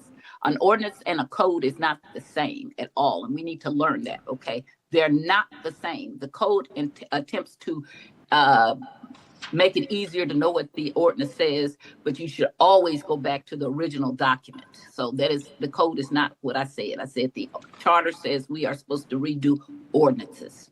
So when you're redoing codes, you're not necessarily doing yourself any favors. To the alderwoman from the 8th, I want to say I'm so glad that she has such faith in the Board of Election. I don't get to have that. From the minute that I got elected is because I've had to sue the Board of Elections on many occasions. When I got ready to run, the original alderman from the 20th withdrew after we were in an election. And then the Board of Election ruled, even though we had 3 other candidates, since he withdrew, they had to open it back up. That was false. The Board of Elections is often political. I've had several recalls that they came after me, which they lost, and I got so tired I let them have a recall election, which they lost, but they didn't know how to count the recall petitions. They counted 2 and 3 and 4 and 5 names on petitions. Only we worked and had to turn it in and had to challenge that. That was not fun. When the 28th Ward committee man came in, when Lyda Cruz in the 28th Ward alderwoman became the mayor, the 28th Ward committee man wanted to run and was nominated. And then the Board of Elections ruled he couldn't run as a Democrat. And that was not true. And it's all on tape. You can go see. And when I finished with the Board of Election, they went back and did just what I said they were supposed to do, which is they changed it and let him run as a Democrat as he should have been able to do. So I don't have the same faith in the Board of Elections. They're often wrong. And they have people whispering in their ear. And we even have the Board of Election is appointed by the sitting governor. So who controls it is based on the sitting governor, not any really kind of fairness. And they appoint both the Republicans and the Democratic members. So there's a lot of improvement that can be made there. So while you might be able to believe in them, I have been fortunate enough not to believe what they said and to challenge them in court and to win most of the time because they're not correct oftentimes. And so when people say we're not addressing errors that were done by propositions that previously went before us, we are. The people did vote on them. But the problem is that the people who wrote them in the first place and support them, and the alderman from the 14th is one of the people that did support them, they were poorly written and they did not do what they were supposed to do. They did not do what they were advertised to do. And so now we are backdooring them. So I just want you to know that. And if the alderman from the 9th would yield. The alderman from the 9th yield to questioning from the alderwoman from the 12th. Yes. Alderwoman, you may proceed. And Alderman, so where exactly is the amount that the alderman is supposed to pay, or we have had to pay to file the filing fee? Where does that come from? It comes from Chapter 2, where there is a passage that says that it is 1% of the salary for office. So when the Board of Aldermen's salaries doubled, when the board was consolidated down to 14 wards, which I think was a good move because we should pay a living wage. But at the same time, it doubled the filing fee, which caused it to go up to over $700. The filing fee for U.S. Senate is $500. Kansas City has no filing fee. So we thought this was a nice middle ground that puts it in line with the other offices such as treasurer in our city, which has a $100 filing fee, collector of revenue, $100 filing fee, license collector, $100 filing fee. Those are all county level positions, but we believe the responsibility level of Alder does not fall above that of U.S. Senator. So we think this is in line with the other offices. Thank you. You went way. I want to know, did you ever look at the ordinance, or are you quoting the code? Because behind every code, there's original ordinance, which is the original document. Yes, and I'm aware, and thank you for correcting me earlier. I did mean to say that we're the ordinance. You are correct about that. Honestly, Alderman, I need to go back and look. It's been a little bit. This bill is something we've been working on for months, but I do believe that we're addressing it correctly in the bill. We've been over this several times. In fact, this isn't the first bill, as you may know, that we've tried to change the filing fee, but this time we came back and we really took a look at the whole code because we wanted to make sure that it was consistent in its entirety instead of just editing a small part of it. Actually, I don't have a problem with the filing fee. In fact, before Proposition D and the other came into effect, we also had a way that I think the people that don't have a lot of money should be able to run. So we had a way for the fee to be waived. I don't know if that's possible anymore with what we got passed. But you could, if you were indigent and you wanted to run, it gave people a chance. Okay, I don't like the petition because it does stop people who want to run from running for a whole bunch of reasons. And I don't think that you have to get out and speak to the people. I do believe that you should be able to run. And I liked it better than you had a primary. And everybody knew when the primary was over, if you're getting 80%, nobody's beating you, except for, let me just say, except for when Tina, the 17th Ward Alderman, came in after Michelle beat her by 600 votes, and then she came and won by 14. That was just a travesty. I love James Page of the 5th Ward, but he also lost to Tamika Hubbard and then came back and barely beat her. Those were all bad things that happened under a proposition that was poorly written. These things have been poorly written, and we are backdooring trying to clean them up instead of saying that they were addressing them, bringing them out in the open and saying, this is a mistake. We make mistakes. So I would encourage you to go and look at the ordinance, the original ordinance. So my problem is not lowering the cost to run. That's okay. I wish we would get rid of the petition. I wish we would go back to the way we ran. And I wish we would go back to, if not 2820, because it is so hard to represent people and for them to know you in a personal way. When right now I actually represent 3 different wards that used to be North St. Louis. I represent the original Old 20th, the original 4th, and then a population of 18, 21, 22, 2, and I want to say 26 part of. So that's 3 North St. Louis wards. That's ridiculous. Okay. And we did population. We did the census count at a time we had the epidemic going on, the pandemic rather. And I don't think we got a good count. And I really wish we wouldn't have gone to that 14. It is not a good fit. It does not serve the population well. It does serve politicians and people who want to be in charge of everything and don't want other people to have a say in things. It serves them well, but it does not serve the city well. And it does not serve the city that we don't admit our mistakes and bring them out and say, we made a mistake and this is, we want to correct it in the correct way. So when you tell me you haven't read the ordinance and you're just trying to change the codes, I think that's a mistake right there. And I still agree with the alderman from the 4th when he says that this is all cleaning up stuff, not only from D, but from the previous, I can't even remember what it was called, SR or whatever it was, ordinances too. And we ought to be careful about wanting to have more people participate in the process, not less. I've not seen an improvement in what is going on. And I've been watching the different members of the Board of Aldermen, different makeups of the Board of Aldermen for a long time. This is not an improvement. Thank you.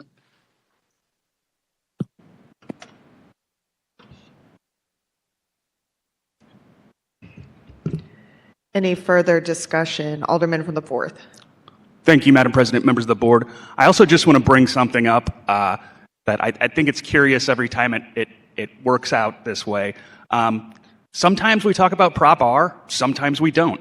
And on this particular issue, if we were to look at Prop R, we shouldn't be passing anything that may result in a personal or financial benefit for ourselves. Anyone in this room who's running for re-election who votes to lower the filing fee, that sounds a lot like a financial benefit to me. And I'll leave it at that. Any further discussion? Any further Roll call. discussion? Roll call. Seeing none, then Alderman from the 9th, you are recognized to close. Thank you. So just to close, I want to clarify that I didn't say I didn't look at the ordinances. In fact, if you read the bill carefully, it does repeal the necessary ordinances so that we can correct these conflicts and these lack of clarity within the code. So we've gone through this diligently. We've worked really closely with multiple parties to try to get different perspectives. We've really tried to make sure we get this right because the whole point is to make it more clear for voters to understand. I really appreciate all the colleagues who met with us to give their input and make sure that this bill that can do what it says. And then to just address one last point, this bill doesn't address what Prop R did and a whole conflict of interest. That is actually a separate part of the code, and we thought about taking that on, but realized it's really a separate subject that needs correction. And to that note, I think there's a lot that's unenforceable in that as it is right now. But if we can't vote to fix our election code, then we will be in trouble in the city. So suffice to say that if we're unable to pass this today, I think that it will continue to lead to confusion and continue to lead to issues with our elections, which I just really strongly believe we need to be better as we move forward, because we are undermining democracy in every corner of this state and country right now. And I would love it if this body could lead by example and show that we are serious about being clear to our voters and making sure that when we run elections, we run them fairly and clearly. The last thing I'll say about the Alderwoman from the 12th comments, I understand the concerns about Prop D, but again, this is not changing Prop D. The way that elections are held, you do have to run until you cross the finish line. It's a little bit like the tortoise and the hare story, if you think about that, where you really can't give up on the race until you get through that general election and you win the seat. So I think this board, when I look at it, every single one of us were elected by that style of voting. And if you look at this board, is for the first time ever, I think, a majority black board. It is also one of the most diverse boards we've ever had, which I think is a beautiful thing to see. No, it is. Thank you. And I ask for favorable consideration and renew my motion. It's been moved by the Alderman from the 9th, seconded by the Alderman from the 14th, that we perfect Board Bill 88. There's been a request for roll call. Madam Clerk, please call the roll. Alderwoman Schweitzer. Aye. Alderman Oldenburg. Aye. Alderman Cone. Alderman Narayan. Alderman Devote.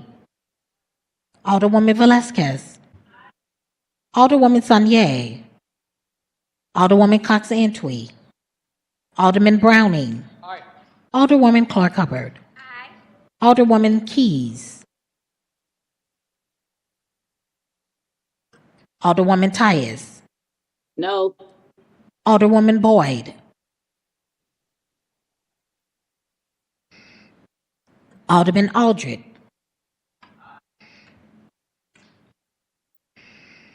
Alderman Cone. President Green. I'm sorry, President Green. Aye. So sorry. Alderman Cone. Aye.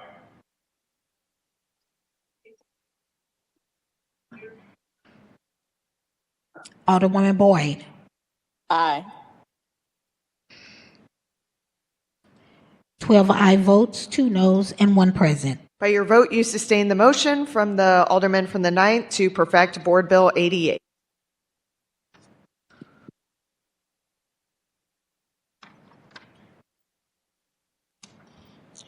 Board Bill number 108, introduced by Alderwoman Clark Hubbard, Alderwoman Sanye, Alderman Cone, Alderman Browning, Alderwoman Keys, and Alderman Aldrich. An ordinance recommended by the Board of Estimate and Apportionment authorizing the mayor to submit the 2026 Annual Action Plan to the United States Department of Housing and Urban Development, authorizing the mayor and comptroller to enter into and execute agreements with HUD for the receipt of 2026 Community Development Block Grant, Community Development Block Grant Disaster Recovery, Home Investment Partnership Emergency Solutions Grant, and Housing Opportunities for Persons with AIDS Funds, authorizing the directors of the Community Development Administration, Department of Human Services, and Department of Health to execute contracts as may be necessary to expend funds containing a severability and emergency clause. Alderwoman from the 10th, you're recognized on the perfection of Board Bill 108. Thank you, Madam President, members of the board. I move that we perfect Board Bill 108. Been moved by the Alderwoman from the 10th, seconded by the Alderwoman from the 7th, that we perfect Board Bill 108. Alderwoman, you may proceed. Thank you, Madam President, members of the board. As I was working the room down here and confirming all of my colleagues' support for Board Bill 108, they were saying, why do you keep referring to them as numbers? How can we remember numbers? I guess it's better for me. I don't know. I just always remember the numbers, especially the ones that I work so hard to show up for legislation. So just for a reminder to some of us, Board Bill 108 mirrors Board Bill 84. This is an annual board bill that we passed down here at the Board of Aldermen for our CDBG block grant funding. It passed unanimously out of HUD's on October the 28th. And that was a very thorough presentation from then Director Pfeffer. And because we legislated that bill the way we did, it kind of had a mix up with our Board of E&A schedule.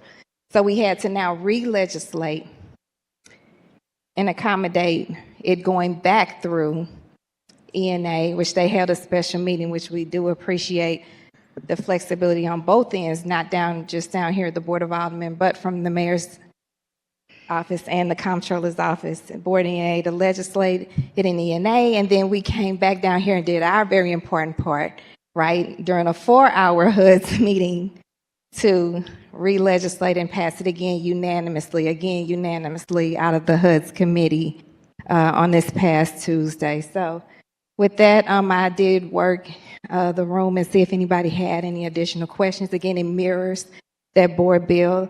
There may be, never know when you're dealing with funding like this, how changes may come up in the future. But as for this, Board Bill 108, it mirrors 84. And with that, I'm continuing to ask for my colleagues' support as we perfect Board Bill 108 so that we can then third read and finally pass it next week to continue to get these transformative funds that come out of CDBG funding moving down here. So I guess with that, unless there are any questions from some of my Alderwoman from the colleagues. 12th. Was the Alderwoman from the 10th finished? I'm sorry, we can't hear you. The Alderwoman from the 10th was still talking when you called on me. Was she finished? I think she was finished. We can proceed. Okay, thank you. Thank you. So one of the reasons I had the board bill put on the perfection calendar is that when you suspend the rules and bring something down like that, then it ought to be put on the perfection, not the perfection consent. In this case, I need to vote present, and you did not give me that chance to do that by putting it on the perfection consent calendar. And I would suggest in the future that when we're suspending the rules, and it used to be that we would be put on the regular calendar, not the consent calendar. And so I will be voting present, but not because I'm against it, because I need to vote present, and I could not do that if you put it on the consent calendar. Thank you. Any further discussion? Madam Clerk, if you could add me as a co-sponsor. And would you do a roll call, please? Noted. Alderwoman from the 7th.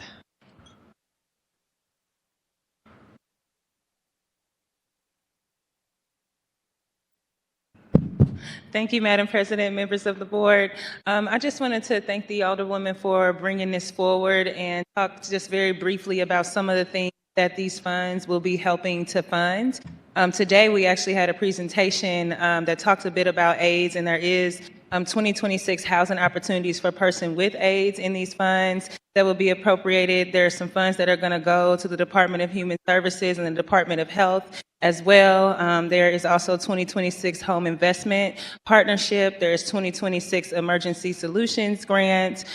We got a very extensive presentation within committee about the many things that these funds will be helping to support. There may be some changes in place, but I think the core of this legislation is to make sure that a lot of housing initiatives are supported. And obviously, we know how critical that is in our city right now, that there are a lot of people that are looking for housing and looking for housing that's accessible and affordable to them.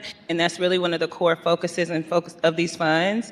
I would say to anyone at home that might be watching and just not as unclear, there was a robust conversation within HUD's committee that really walked through these funds, explained what they are, talked about what the possible changes may be. But I just want to point out that, our city has a lot of work to do. We have funding for housing being cut a lot at the federal level. We have a tornado that we have thousands of people trying to recover for. And so I'm always really excited whenever I see us moving funds in that direction to address our housing crisis and be able to support a city that is in need of recovery. Thank you. Alderwoman from the 13th. Thank you, Madam President and Board. I'm glad the Alderwoman from the 7th brought that up. But as I spoke at the HUD's hearing, I think people don't understand. We telling these organizations and people this money is going to be available. But I'm getting calls where they are applying and its process is so slow. The money is not getting out there. So we need to make sure that those processes are improved or these people are being taken care of.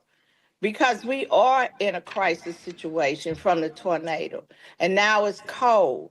And so now we have people that have nowhere to go because the landlords weren't able to get the funding so they could fix the property so the people can move in. So we need to be real careful about being excited about this money going out and it's not hitting the street. So I just want that to be, put on record. We need to be real sure that these people are actually, these landlords or whoever's supposed to get the funding is getting the funding. So people need to understand that because I'm getting the calls that these organizations said they're not getting these dollars. Thank you. Any further discussion? Any further discussion?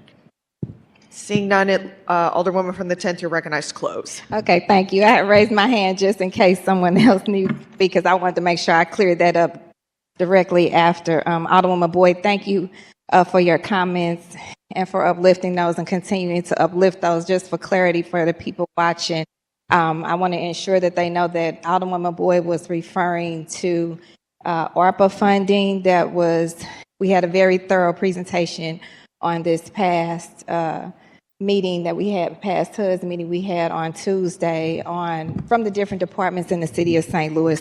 Thanks to STL TV and for all of their hard work that day.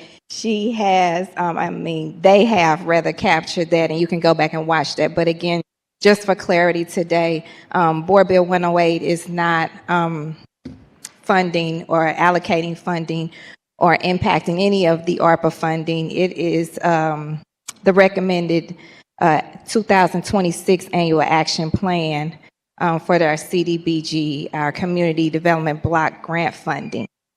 And with that, thank you all again for your flexibility, for your commitment to your constituents and your neighborhoods. As we know, this CDBG money reaches the entire city from north to south, south to north. And with that, I'm asking again for your commitment and your favorable consideration, your aye vote, as we perfect Board Bill 108. It's been moved by the Alderwoman from the 10th, seconded by the Alderwoman from the 7th, that we perfect Board Bill 108. There's been a request for roll call. Madam Clerk, please call the roll. Alderwoman Schweitzer. Aye. Alderman Oldenburg. Aye. Alderman Cone. Alderman Narayan. Alderman Devoti. Alderwoman Velasquez. Alderwoman Sanye. Alderwoman Cox Antwi. Alderman Browning. Alderwoman Clark Hubbard. Alderwoman Keys. Alderwoman Tyus. Present. Alderwoman Boyd. Present. Alderman Aldrich. President Green. Aye. 13 aye votes, 2 present. By your vote, you sustain the motion from the Alderwoman from the 10th to perfect Board Bill 101.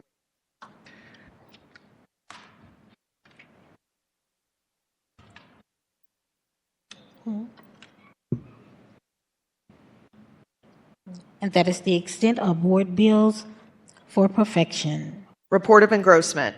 Board Bill 79 as submitted in committee. Number 86, number 96, and number 97. Third reading and final passage of Board Bills consent. Board Bill number 79 as amended in committee. Board Bill number 86, Board Bill number 96, Board Bill number 97.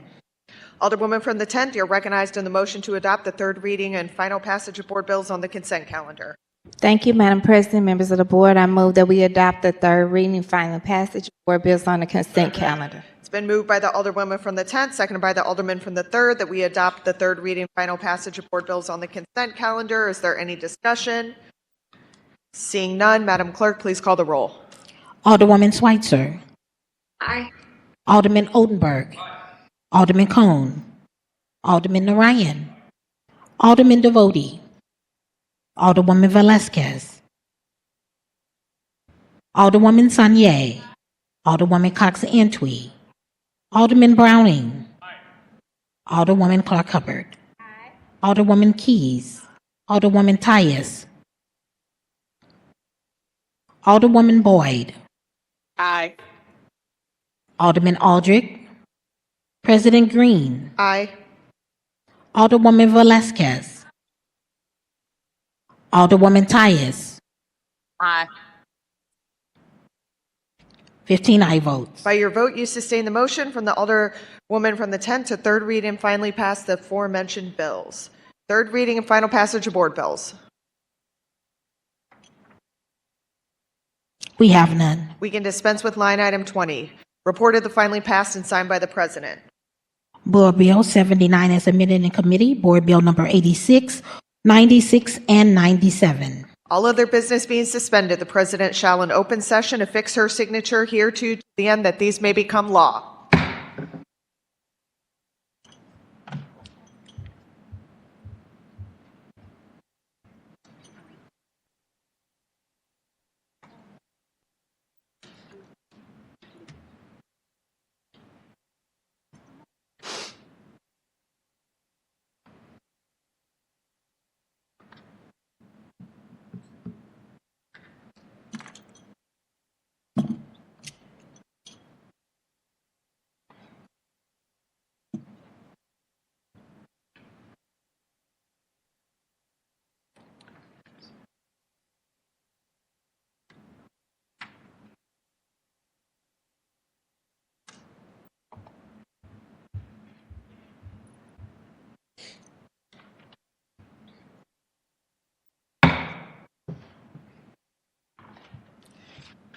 Alderman from the 4th, you're recognized on the motion to suspend the rules for the purpose of Resolution 193 for first reading resolution.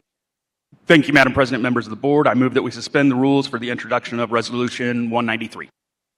It's been moved by the Alderman from the 4th, seconded by the Alderwoman from the 11th, that we suspend the rules for the purposes of introducing Resolution 193. This is a non-debatable motion. Madam Clerk, call the roll. Alderwoman Schweitzer. Aye. Alderman Oldenburg. Alderman Cone. Alderman Narayan. Aye. Alderman Devoti. Alderwoman Velasquez. Alderwoman Sanye. Alderwoman Cox Antwi. Alderman Browning. Alderwoman Clark Hubbard. Alderwoman Keys. Alderwoman Tyus. Aye. Alderwoman Boyd. Alderman Aldrich. President Green. Aye. Alderman Browning. Alderwoman Boyd. 14 aye votes. By your vote, you sustain the motion of the Alderman from the 4th. If you could please place Resolution 193 at the first reading of resolutions. Noted. First reading of resolutions of reference to committees. Resolution number 193. Board of Aldermen participation in the appointment of a new sheriff's post, permanent vacancy from office. Alderman from the 4th, you are recognized on the first reading of Resolution 193. Thank you, Madam President. Members of the board, I request unanimous consent. Hearing no objection, you may proceed. Thank you, Madam President.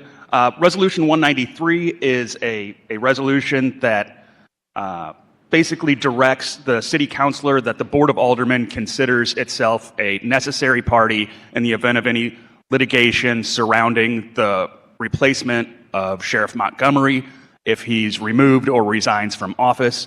As we've had this discussion for quite some time, but the city councilor has a tricky position here in that by charter, they represent both the mayor and the Board of Aldermen, and sometimes we don't see eye to eye on certain issues. That's what courts are for, but we have to be in the room in order for our voice to be heard. So this is basically just us telling him that we expect to be in the room and to be heard. And with that, I'll take any questions. Any further discussion? Any further discussion? Alderwoman from the 12th. Madam President, members of the board, if the Alderman from the 4th would yield. The Alderman from the 4th yields questioning from the Alderwoman from the 12th. Absolutely. Okay, so I haven't read your resolution. As I said, I'm out of town. And so can you tell me a little, so it is directed to the city councilor? Yes. Upon passage of this, we will be giving a copy of the resolution to the mayor, the comptroller, and the interim city councilor Garvin. Can I ask a question? Do you have a problem would you have a problem with the clerk reading the resolution, please? I don't have an issue with that. Madam Clerk, would you read the resolution for the Alderwoman from the 12th? Resolution number 193. Board of Aldermen participation in appointment of new sheriff's post, permanent vacancy from office. Whereas state statutes, case law, and historical practice establish that the City of St. Louis performs county functions in the same manner as if it were a county, and that general laws relating to county officers apply equally to the City of St. Louis. And whereas 1.080 or SMO provides that when the word county appears in Missouri statutes, it includes the City of St. Louis, and 57.450 RSM states that all general laws applicable to county sheriffs apply to the sheriff of the City of St. Louis. And whereas 57.080 requires that when a sheriff's office becomes vacant more than 9 months before the next general election, the vacancy shall be filled by the county commission and a special election must be called. And whereas prior decisions of the Missouri Supreme Court, McKintrick versus Dwyer, 1938, Dwyer and Nolte, 1943, and Hart versus City of St. Louis, 1947, affirmed that the municipal assembly performs county court functions and that appointment authority for county offices must comply with the state law. And whereas this 1972 opinion issued by the acting city councilor Eugene Freeman concluded that the mayor has no function in the process of appointing a sheriff, reasoning that the residual of county authority resides in the Board of Aldermen unless authorized, assigned by statute or charter. And whereas historical practice in the City of St. Louis shows that in 1972, 1977, and 1978, the Board of Aldermen appointed interim sheriffs and authorized special elections to fill unexpired terms. And whereas subsequent to the legal opinion and case law cited above, the Missouri Supreme Court in state Ex Rel 22nd Judicial Circuit versus Jones, 1992, held that for purposes of county commission functions, the Board of Estimate and Apportionment, the Board of Aldermen, and the mayor jointly constitute the county commission of the City of St. Louis. Whereas 527.110 RMSMO provide, when declaratory relief is sought, all persons shall be made parties who have or claim any interest which would be affected by the declaration, and no declaration shall prejudice the rights of persons not parties to the proceedings. And whereas 9 members of the Board of Aldermen, along with the President of the Board of Aldermen, have recently expressed their expectation in the form of a letter to the mayor that the full board must be included in any process involving an interim appointment to the office of the sheriff upon a permanent vacancy, and that any process excluded the board would be inconsistent with state law, case law, and past precedent. Now, therefore, be it resolved by the Board of Aldermen of the City of St. Louis as follows. Number 1, the Board of Aldermen declares that it must participate for the reasons stated above in any process to fill a permanent vacancy in the office of the sheriffs occurring more than 9 months before the next general election. Furthermore, the full Board of Aldermen, including the President, should be a party to any declaratory judgment petition filed regarding the authority to fill such a vacancy. And the Board of Aldermen affirms its intention to engage collaboratively with the mayor and the comptroller in any appointment process that may be occur. Number 3, the Board of Aldermen expects that any future discussions, procedures, timelines, legal strategy, or legal proceedings developed regarding an interim sheriff appointment include the full board from the outset.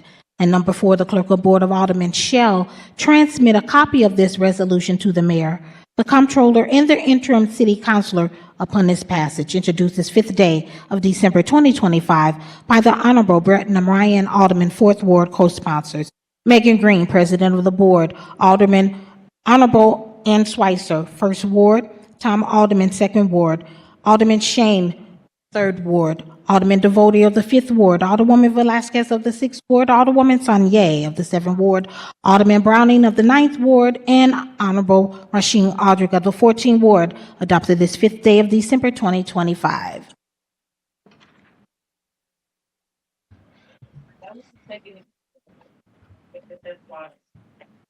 Excuse me. Now we can hear you. Can you hear me? Yes. Madam President? I think we Okay. can hear you now. Thank you. Well, I was quiet because I wanted to make sure I heard the whole thing. If the alderman from the 4th would continue to yield. Would the Alderman from the 4th yield to questioning from the Alderwoman from the 12th? Absolutely. Alderwoman, you may proceed. Okay, so in this resolution, is it your contention that the current temporary marshal that has been put in place was done so improperly? This resolution doesn't speak to that. This resolution is discussing a interim after the resignation or removal from the sheriff of a sheriff. I think that there's some questions about the way that the process has worked out so far, but I know enough to not pick fights with judges, and so that's what the court decided on that as far as a temporary interim. But when it comes to the permanent interim, if you will, I think that both the law and precedent is pretty clear. And so I like to read and do my research, and so I'm at a disadvantage here.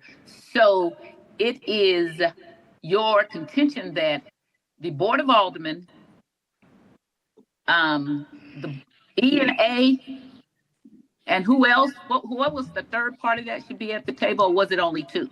I believe it should that. So in the past, it's been the Board of Aldermen that's made the decision on the interim mayor. I think that it's a reasonable interpretation of the law as well, that it would be the Board of Aldermen and the mayor and the comptroller. But I think it's either the Board of Aldermen or the Board of Aldermen plus the comptroller and the mayor is my contention there. I don't believe that you can in good faith read county commission and say that that's just the mayor. Okay, so I thought that, and I'm listening. That's why I was trying to listen. I thought that there were three parties that, and while she was reading the resolution, that your citation said there were three parties that made up the county commission. Could you tell me what those parties were again? Was it just the Board of VNA and the Board of Aldermen? Because I thought it was the third lady. No. So I believe what you're getting at is who's getting a copy of this. Is that what you're asking? No, because you said, I understand Michael Garvin as the interim city councilor, the mayor, they and the comptroller, I guess, will be getting copies of it. Is that correct? Yes, ma'am. Okay, but what was per the law? How is the county commission made up of? Who makes up the county commission per the law in the city of St. Louis? Since we are a city within a county. So I think that's ultimately what the question and any declaratory judgment is going to be. But the Jones case cited, I don't have the citation right here, but it's XREL 22nd Judicial Circuit versus Jones. It's a 1992 case held that for the purpose of county commission functions, the Board of E&A, the Board of Aldermen, and the mayor jointly constitute the county commission of the. So they counted the Board of E&A. That's what I thought. They counted the Board of E&A as a body. They counted the Board of Aldermen as a body, but they also said the mayor, who is already on E&A, also was a separate function. Is that what I heard? I believe so. That's what the Jones case holds.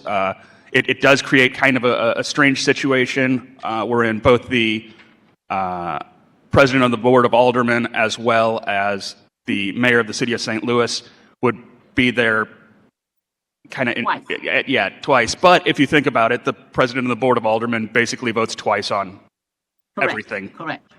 I actually was here in 1992. So, okay, I need to just read a little bit more. So you're planning on passing this resolution, not sending it to committee. You want to pass it today. Is that correct? Yes, ma'am. We're not sure when the judge may come back with a decision on the resignation or removal. And from a letter that I got from the mayor earlier today, it seems like legal proceedings may have already started as far as a declaratory judgment goes. Okay. Okay. And I want to pull this out and read it. So I'm going to ask I want a roll call and I'll be a present because I don't have enough information. I kind of hear what you're saying. And I do like a strong board, but I like a board that follows the law and we often don't. So I'll be a present. Any further discussion? Alderman from the 14th.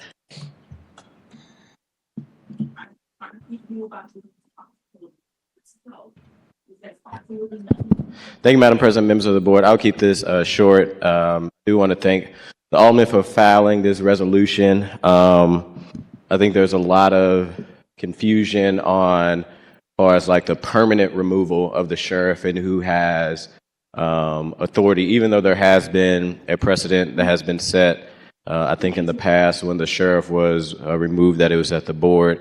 And I think this resolution is timely, especially as we received an email, all Board of Aldermen members from the mayor administration, that they've already, I think, filed a lawsuit and have not included the board in that party. And I'm not a lawyer, but I was hoping maybe if the alderman from the 4th, if you read it, just looking at it, it already looks like they have either the vacancy stays within the city, but it doesn't quite say, or there's like another option that the mayor picks and it kind of leaves the board out. But as we try to find that clarity, I think it's important that we as a board are also, as Garvin is the attorney for the city of St. Louis and the attorney for the board, and as he's representing the mayor now, I think there's a good, strong showing that we want to be part of whatever judgment is made when it comes to the vacancy of the sheriff. Thank you. Alderwoman from the 12th. Sorry, I had another question. If the alderman from the 4th would yield. The alderman from the 4th yields questioning from the alderwoman from the 12th. Yes. Alderwoman, you may proceed. Okay, so back in the day for when Jones and Shamo used to fight all the time, it actually became the reason why we have well, not us, but other people can hire lawyers is because it was ruled by Durker that it was a lot of conflict of interest to ask the city councilor to represent all the different parties. The charter needs to be changed on that because, and we need to have a conflict office or something with the city councilors because to ask Mr. Garvin to then, you're not asking him to represent us, are you? Or are you? That's my question. Are you asking him to represent the board at the same time he represents the mayor? I'm not sure that that's really possible. I know big law firms are able to create walls in order to protect against conflicts. And the city of St. Louis city councilor's office is a large office, so I'm not sure of their functional availability to create a wall like that, or if there would be a genuine conflict there wherein the Board of Aldermen may need to be represented by outside counsel as well. And that's kind of my question. I think they can. So when I was a public defender, we also had a special public defender. And even though we were under the big umbrella of the public defender, when we had conflicted cases, they went to the public defender first and then the special and then the outside counsel. I have always maintained for a lot of years now that the city councilor should have some kind of wall in which they should have a city councilor when it was the mayor and the comptroller differing, or the mayor and the board of aldermen. But at this point, I guess my question then, if you're not asking for outside counsel, you just want him to notify us, or you want him to include us as part of what should happen, anything that should happen? And can he do that if he's representing the mayor? So that gets into a genuine conflicts check, and I'm not sure of the operational ability of that office, but I believe that for any declaratory judgment, all necessary parties, all interested parties should be in front of the court, and I think that the Board of Aldermen is an interested party just as much as the. So would our real procedure be to ask him, because before I've had conflicts when people sued me and they ended up paying for a separate lawyer. Would it be that we would ask that we are being included and that we are hiring a lawyer, or we're using our own lawyer rather than asking Mr. Garvin to include us? Because I don't think he can do that now that he's representing the mayor. I think that there's a real concern about conflicts, and ultimately I think that'll be a decision for him to make if his office is able to successfully navigate that conflict, or if it's something that'll need to be farmed out. If he says he cannot, but we can hire a lawyer, would that satisfy you? Absolutely. With your question for us to be included at the table? Absolutely. I'm not saying kind of one way or another which way that this should go. What I'm saying is that it's imperative that the Board of Aldermen have a seat at the table. So even what if he doesn't say either way? Could we not use our own lawyer or somebody else that we would hire to represent our interests at the board? I believe so. It gets a bit complicated when you look at the charter, but ultimately the city councilor's office is to represent both the mayor and the Board of Aldermen. But if he ethically feels like he cannot do that, I think it'd be appropriate to use outside counsel. So I will say again, there is also a case, a Jones case, in which, and that might be the case, and that's why I want to read it. The Jones case is it with Shamo, in which Durker told the comptroller, who was Vervis Jones, that he could hire his own lawyer because the city councilor could not do it, and that became the standard bearer for other departments and divisions when they had conflicts. So I might say that a speedier way might be for us to, you might send that over, but if you're looking to do things expeditiously, I would say that you should be looking at hiring your own lawyer, because I don't think that the city councilor is going to include us or say that we should be included, because he already has a client before him. Now, just a little bit of history. If you read the charter actually says the city councilor represents the board of aldermen first. We are named first even before the mayor. Nobody acts like that, but that is actually how the charter reads. So I do think if you're looking for something expeditiously, we should hire a lawyer and try to have the board be represented. I still will be a present because I think that's the best way we should do. Sending something to the city councilor is going to get us an answer. I'm pretty sure that he's already representing the mayor, and that would slow the process down if the process has already begun. Thank you. Absolutely. Alderwoman from the 7th. Thank you, Madam President, members of the board. I wanted to thank the Aldermen of the 4th Ward for bringing this resolution forward and just make sure I state on record that it's really concerning to me that this was brought forward and the Board of Aldermen was not notified beforehand. I do appreciate the Mayor's Office communication now on the letter that it's been done, but I feel like this is really relevant to us, and we are a stakeholder in this decision since we've been a party before in these decisions. So, and in the injunction, also for the record, I just wanted to make sure that the public was clear. What's concerning to me about the question that is going to the judge is that the question is only phrased in a way that asks about the mayor's role of involvement. It does not mention the Board of Aldermen. That is not the question that is being addressed in what is being sent to the judge to weigh in, and that's concerning to me since historically we have. And so with that, I actually would like to know if the Alderman of the 4th would be willing to yield to an inquiry. The Alderman from the 4th yields questioning for the Alderwoman from the 7th. Sure. Alderwoman, you may proceed. Thank you, Alderman. Again, thank you for your work on this. I just have a question. Is there an option for the Board of Aldermen to make a motion to intervene, given that we are a stakeholder and right now, as it moves, we're a non-party, and that would give us the option to be included? Yes. Essentially, that's what we're asking here is that one way or another, whether it's kind of amending the initial filing to include us and to change the question, basically going before the judge on who is the county commission rather than saying is the mayor the county commission. Yes, thank you. That is just the extent of my questions. I just think that clarification is important for the public to understand that that is an option for us to do a motion to intervene and to add us listed as a party, and just highlight, like, again, my concern that as it is, the judge will only be weighing in on the mayor's role in the process and not ours. And I think it's important that the Board of Aldermen's role in this process is something that the judge offers their guidance on as well. Thank you. Any further discussion? Any further discussion? Alderwoman from the 6th. Okay, never mind. Alderwoman from the 6th is good. I think Alderman from the 4th or 14th. Thank you, Madam President, members of the board. I also want to just hearing from the clerk that we can amend the resolution.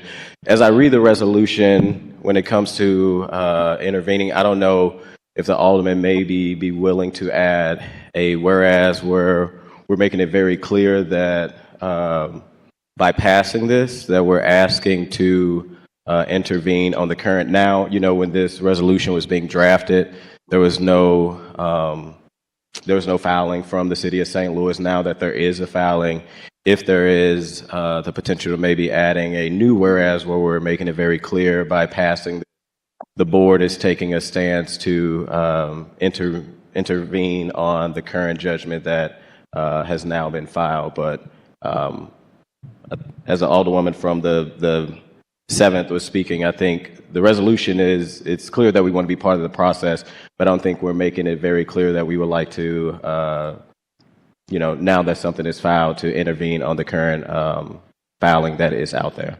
Yeah, I will ask the alderman from the 4th to yield. Just going to say that. Alderman for the 4th, will you yield to questioning for the Alderman from the 14th? Absolutely. Alderman for the 14th, you may ask your question now. You can proceed. I have no issue at all with an amendment like that. I would consider that. Okay. Is that amendment being drafted? I will work with the alderman from the 5th right now to draft something up or the 7th altogether, to draft something up so we can get that together. Matt? Any further discussion? Alderwoman from the 6th.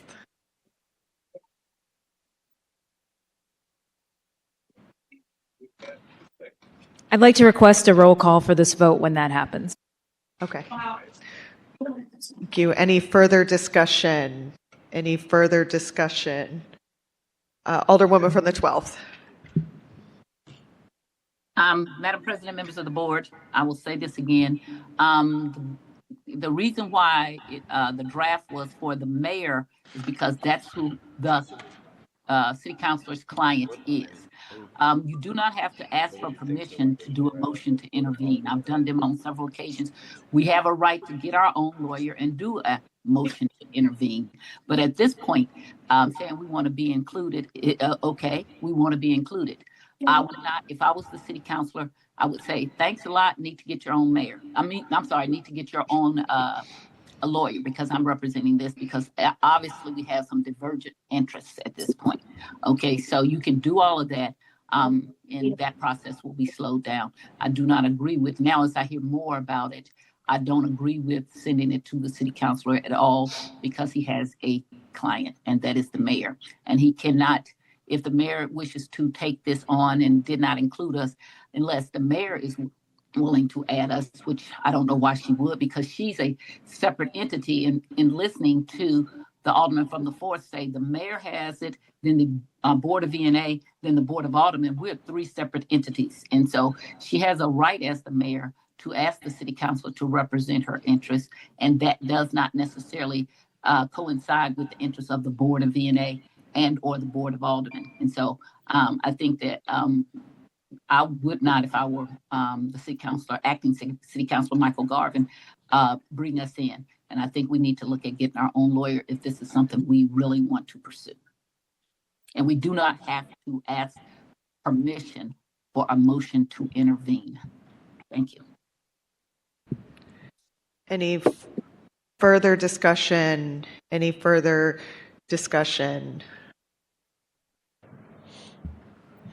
Alderman from the 4th not made the motion to adopt. So if you want to go ahead and make the motion to adopt while we're waiting on that amendment. Sure. I move that we adopt Resolution 193. It's been moved by the Alderman from the 4th, seconded by the Alderman from the 2nd, that we adopt Resolution 193. Now it looks like Alderman from the 14th. Thank you, Madam President, members of the board. Will the alderman from the 4th yield for questioning? The Alderman from the 4th yield to questioning for the Alderman from the 14th. Sure. Alderman, you may proceed. Thank you, Madam President, members of the board. Alderman, could you pull up, I guess, do you have your computer? Not out, no. Okay, I got mine's out. Let me. I'm not a lawyer, and I don't want to play one on TV today, so I think you're a lawyer, right? Kinda.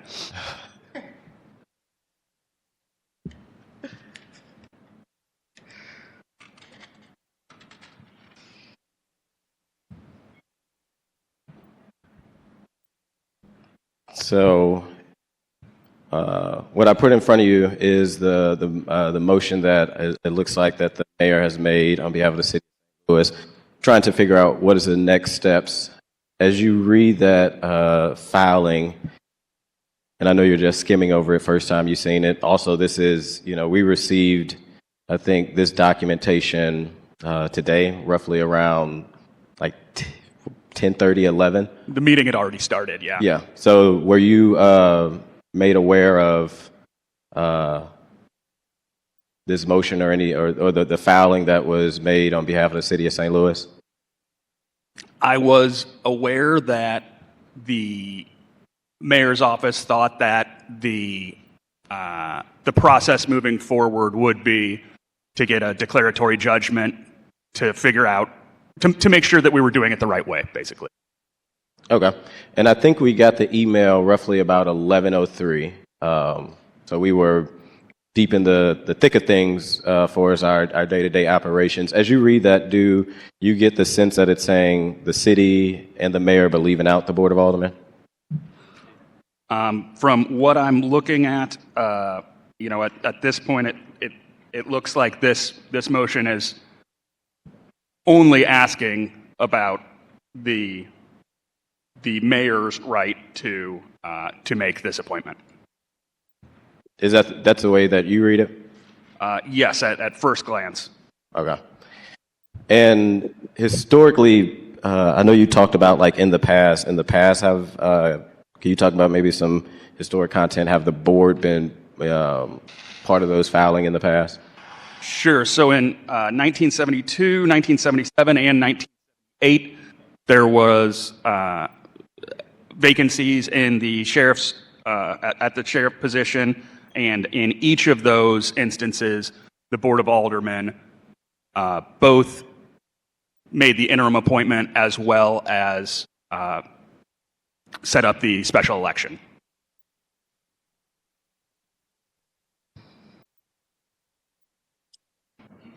Can you say that again, my fault? Sure. So in 1972, 1977, and 1978, there were vacancies with the sheriff position, and in each of those instances, the Board of Aldermen both selected the interim sheriff as well as set up the special election. Gotcha. Okay. And it was the board that set up those special elections in the past? Yes, sir. Okay. So I think we are getting this to the clerk right now for everybody to see. We're getting the amendment printed off, but before we get to the amendment, kind of what we'll be adding will be onto page 2, where it talks about now there be resolved that the board take action, and we added a number 5, and I took the language from a lawyer, one of our great lawyers here at the Board of Aldermen from the 5th Ward, that would be putting language that now that there is a filing that is filed, basically saying that the Board of Aldermen want to intervene into that and be part of that filing. And I know we got to get the language so you can see it, but would that be something that you're fine with? Sure. No, I would consider that a friendly amendment, and technically we could do this one of 2 ways. The city councilor could amend that motion, the motion that's been filed, or else we can intervene as a necessary party. Yeah. Well, I guess since we won't be talking to the city councilor, since it's already filed, and we only have 2 more Board of Aldermen meetings outside of this one, we got 1 more. I think the second option may be the best to ask to intervene today, vote on it, and then be able to send this not only to the mayor, the city councilor, and the responsible parties that are part of it. So I think the Alderwoman from the 12th has her hand up, so I'll yield so that she can speak. Thank you. Absolutely. Alderwoman from the 12th. Thank you, Madam President. Members of the board, the Alderman for the 14th has just reiterated what I said in the first place, which is that since we have 3 different bodies, there are 3 different responsibilities with that. If the mayor was intervening as a member of the Board of ENA, she would have every necessary, she would be required to also talk to the other 2 members and to try to get 2 members to say that. If the president of the board was intervening as a member of the Board of Aldermen, she would be doing what she's doing. The mayor has no responsibility, since as the alderman from the 4th Ward said that there are 3 different entities, the mayor, the Board of DNA, and the Board of Aldermen, to even notify us or to request our participation in something that is strictly for the mayor. And so I would ask if the Alderman from the 4th would yield again.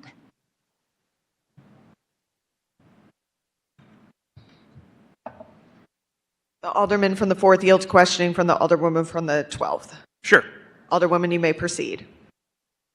Alderman, so I think you talked about that when the sheriff was replaced back in the 70s, but the case law that you quoted to me was in 92, was that correct? Yes. Okay, so what happened in the 70s may not be what should happen in 2025. The law has changed, is that correct? So in the 70s, we moved forward based on opinions from the city councilor. This was not litigated. In 92, we had a definition put forward from the Supreme Court on what a county what the county commission is. And so we have a new definition, basically, in 92. Correct. That's what, and so based on that, if you got a request from one of the three, from the mayor, if you're practicing as a lawyer, from the mayor, from the Board of Aldermen, or the ENA, are they three separate entities in this case under the definition of the Supreme Court? I would read it as three separate entities at that point. I think where the question comes in is, since we're working with the same facts and controversy, do those three separate entities have a conflict on what they're ultimately asking the court to make a judgment on? So, and again, this is why I say I haven't read this. Just taking your word, and I've never known you not to tell me the truth. So, we've served together for a while. So, in this case law, the Supreme Court said we have these three entities, and they have to be the decision makers to how to replace. So that decision wasn't the Jones decision was not on a replacement, but it's a time that the court defined county commission for the city of St. Louis. Okay, and county commission is what entity or entity would replace the sheriff, right? Yes. Okay, so the county county entity is the mayor in her capacity only solely as the mayor. The Board of VNA is their capacity of the Board of VNA, which is the mayor, the comptroller, and the president, and then the Board of Aldermen, which also is the president and 14 aldermen, right? Those are the entities. That's my understanding of the Jones case, yes.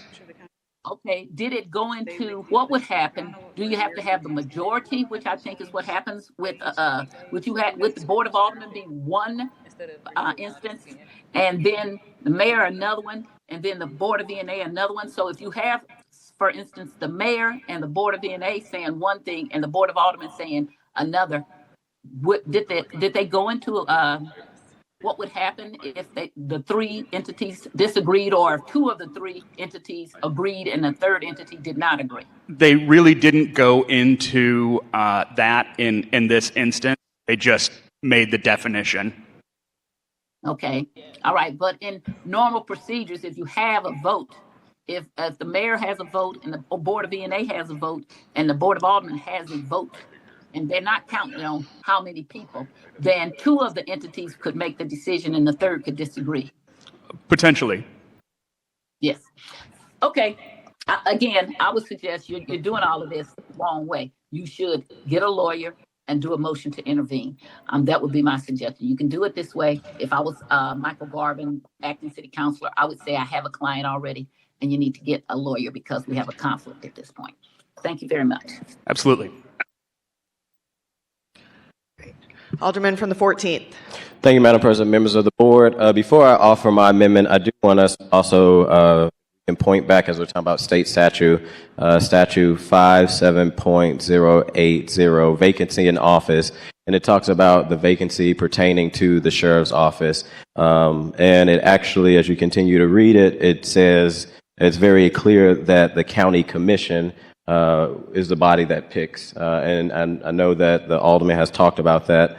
We're the board of aldermen, but, county commission typically are the individuals that have legislative ability and power and vote, and that would be, at the board of aldermen, not necessarily the mayor. But I have amendment number 1 to resolution 193 that is on everybody's desk.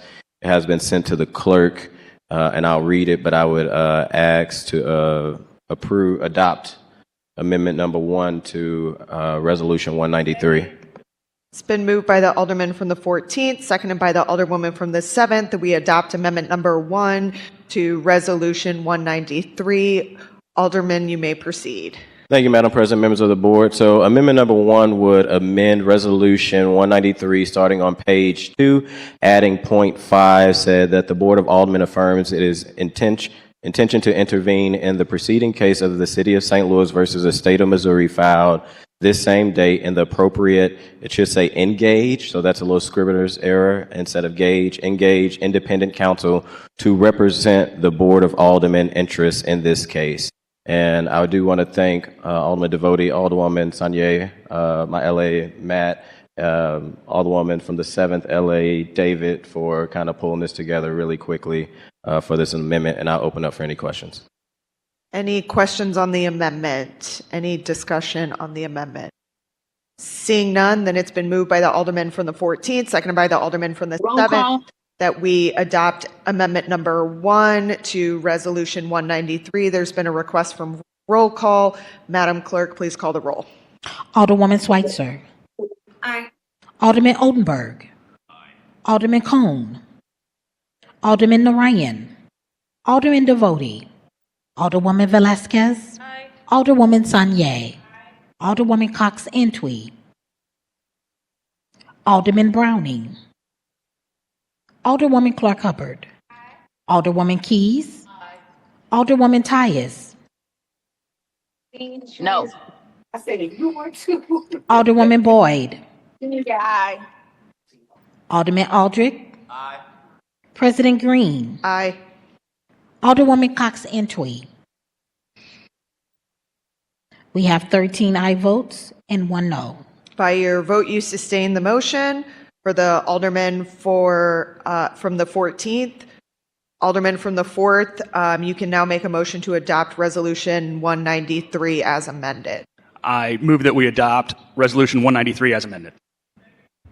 It's been moved by the Alderman from the 4th, seconded by the Alderwoman from the 7th, that we adopt 193 as amended. Alderman from Previous roll. Alderman from the 4th, if there's no further discussion, then you are recognized to close. Thank you, Madam President, members of the board. I want to be very clear.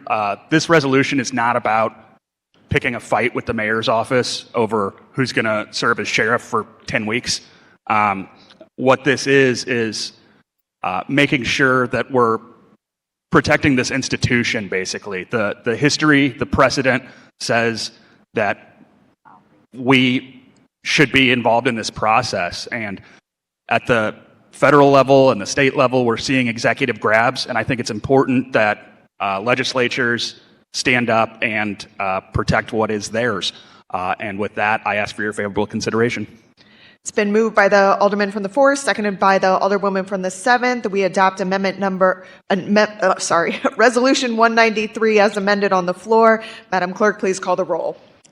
Alderwoman Schweitzer. Aye. Alderman Oldenburg. Alderman Cone. Alderman Narayan. Alderman Devotee. Alderwoman Velasquez.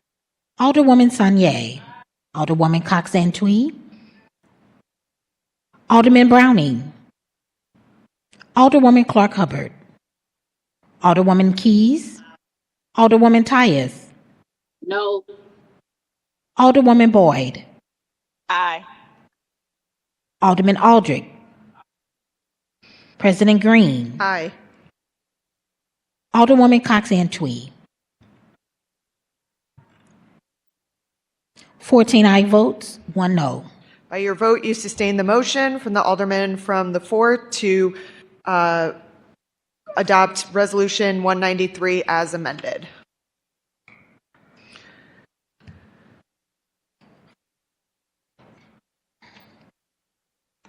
That's the extent of first reading of resolutions in reference to committee. Second reading resolutions, committee reports and adoptions.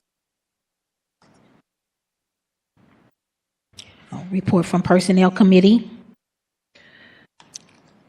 I will entertain a motion that meetings of the full Board of Aldermen be closed to the public under the provisions of 610.0213 and Section 610.022 of the Missouri Revised Statutes in order to permit the members of the board to discuss matters related to the hiring, firing, disciplining, or promoting of employees of the Board of Aldermen.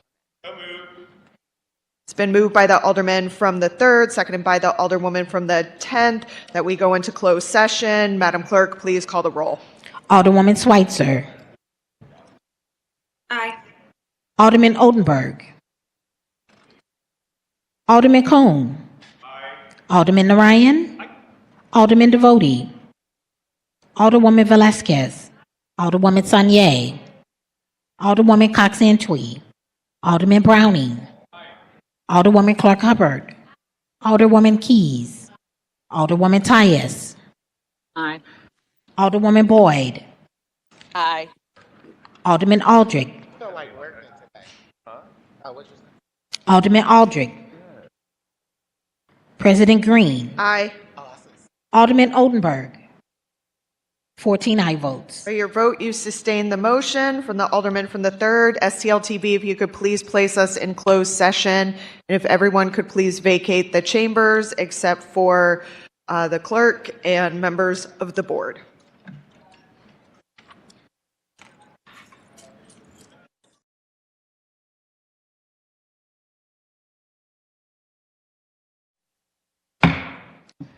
And we are back. Miscellaneous and unfinished business. We have none. Dispense with line item 25, announcement. Tuesday, December the 9th, 2025, there's a HUD's meeting in a committee room at 11 a.m. Wednesday, December the 10th, 2025, Budget and Public Employees in a Kennedy Room at 10 a.m. Public Infrastructure and Utilities in a Kennedy Room at 3:30 p.m. And on Friday, December the 12th, full board meeting in the chambers at 10 a.m. Any further announcements? Alderwoman from the 10th. Thank you, Madam President, members of the board. First, I want to give the number because I got a couple of texts from my announcement earlier during honored guests. So the number for you to access the free salt for ice and snow removal program that the mayor's office is doing in collaboration with the Urban League and the St. Louis Public Safety Collaborative is 314-391-5688. That's 314-391-5688. Or you can email at federation@urbanleague-stl.org. And then my other announcements is it's Sagittarius season in the Hubbard family. So happy birthday to my sister in love, Tiffany, my husband, Rodney, my brother-in-law, Tony. And then we share, my brother-in-law and my husband, of course, twins share a birthday. But they also share a birthday with an amazing city servant here, a veteran down at the Forestry Department, Harriet Jackson. Happy birthday. And also to my niece. Happy birthday, Ariana. I love you all. I hope you all share an amazing day. Celebrate the best way you can. We love you and about to have a good time. Alderwoman from the 11th. No announcement for you. Hello. There we go. Thank you so much. So I'd like everyone to join me tomorrow at Fairground Park at 4 p.m. for our second annual tree lighting ceremony. Again, that's 4 p.m. Saturday, December 6th at Fairground Park. We will be in the same location as last year, near the corner of Grand and Natural Bridge. Look forward to seeing you all there. It is beginning to look a lot like Christmas. Thank you. Alderman from the 4th. Thank you, Madam President, members of the board. Public Safety is going to meet at 2 p.m. on Thursday, December the 11th in the Kennedy Room to take up discussion on two issues. One, the environmental impact of debris removal in the storm-affected areas. And the second is CJC Commissioner Hayward has been on the job now for more than 60 days, and he has a report and update, basically, that he'd like to discuss with the committee. Okay. Thank you. Alderwoman from the 8th. Thank you, Madam President. In the spirit of holiday season, it is parlor tour season in the 8th Ward. So this weekend will be the Boulevard parlor tours taking place on Saturday and Sunday. And also next Sunday, the Lafayette Square holiday parlor tours will be happening. So come out and see some of our beautiful historic homes decorated. Also next weekend, the 7th and 8th Ward will be hosting a community resource fair. So myself and Alderwoman Saunier will be partnering on that at Guardian Angel from 10 a.m. to 1 p.m. And last but not least, in the spirit of Sagittarius season, it is AJ's birthday week. So happy birthday to AJ. Alderman from the 5th. Not only is it beginning to look like Christmas, but in the Hill neighborhood, Christmas is actually arriving on Saturday. Christmas on the Hill is being celebrated beginning at 11 a.m. throughout the neighborhood, and Santa is making an appearance at the Piazza Imo. So please stop by and visit Santa. But that's not enough Christmas on the Hill, because on Sunday night we're going to do it again, sponsored by the Hill Business Association. From 3 to 7 p.m., we've got local merchants, restaurants, a whole bunch of folks in the area on Daggett Avenue around the Olivo restaurant, the famous place for Wine Down Wednesday that I'm sure many of you have been to. And then finally, today is my anniversary. So shout out. Shout out to It's your anniversary. Lauren, who puts up with me. Alderwoman from the 13th, did you still have an announcement? Alderwoman, I think you're muted. The Health Committee will meet Thursday at 9 a.m. For the mental health candidates. So noted. Alderwoman from the 7th. I was up before. You can go. Thank you, Madam President, members of the board. I wanted to echo, obviously, the first fair that the Alderwomen, the 8th and I are going to host. But also tomorrow is Cherokee Print Bazaar from 11 a.m. to 6 p.m. This is a number of artists from our community who work hard all year in one place, along with many options for food and drinks. So I would look forward to seeing everyone there tomorrow. And then also wanted to announce that the Daily Drip Coffee Shop is also having an event tomorrow, a grand opening at 10 a.m. tomorrow, a ribbon cutting. And there is also a utility assistance resource fair that is happening that Representative Collins is putting on, that is December 10th from 10 a.m. to 3 p.m. at 4145 Kennerly Avenue. There will be on-site utility assistance as well as a number of other organizations there. I think they should be. Alderwoman from the 6th. Thank you, Madam President. A couple of announcements. Tomorrow, December 6th, is the Tower Grove South Neighborhood Holiday Party. We're having a cookie exchange, and there's a raffle prize, and they're also doing some gift wrapping for Mann Elementary School Secret Santa. So that is tomorrow, Saturday, December 6th, from 1 p.m. to 4 p.m. at Power Creative at 3221 Oak Hill Avenue. And then for anybody at City Hall or coming to City Hall from now until December 12th, there is a Board of Aldermen toy drive. There's a box in front of room 230, and all the toys will go to St. Louis Crisis Nursery. So if you have an extra toy or have it in your heart to pick up an extra toy, drop it in the box so we can get it to the kids. Thank you. Alderman from the 14th. Thank you, Madam President, members of the board. Also added to the agenda for this Wednesday, Budget Committee at 10, if we can add Board Bill 112. We will have a budget committee this Wednesday at 10 a.m. Outside of it, beginning to look a lot like Christmas, and Saturday, or whatever the alderman from the 5th said, Santa is coming to town in the 14th Ward. So tomorrow we are having a holiday event in Old North. We will have our amazing Black Santa that always comes every year. The event will take place at 14th Street and St. Louis Avenue, and as well as the opening of the Drip Coffee Shop, Black-owned coffee shop, right across the street from Crown Candy. That event actually will start at 11 with ribbon cutting and the event. So we look forward to people coming on out to the 14th and having a good time. Thank you. Any further announcements? Alderwoman from the 10th. Thank you, Madam President, members of the board. I would also like to ask that we have a moment of silence. I know Alderman Oldenburg introduced the resolution in honor of former Mayor James F. Conway. Many of us attended the wake yesterday. We know that the family is, as we speak, celebrating the amazing life of service that former Mayor James F. Conway gave to the city of St. Louis. So with that, I'm asking for a moment of silence for former Mayor James F. Conway. We could please stand and bow our heads for a moment of silence.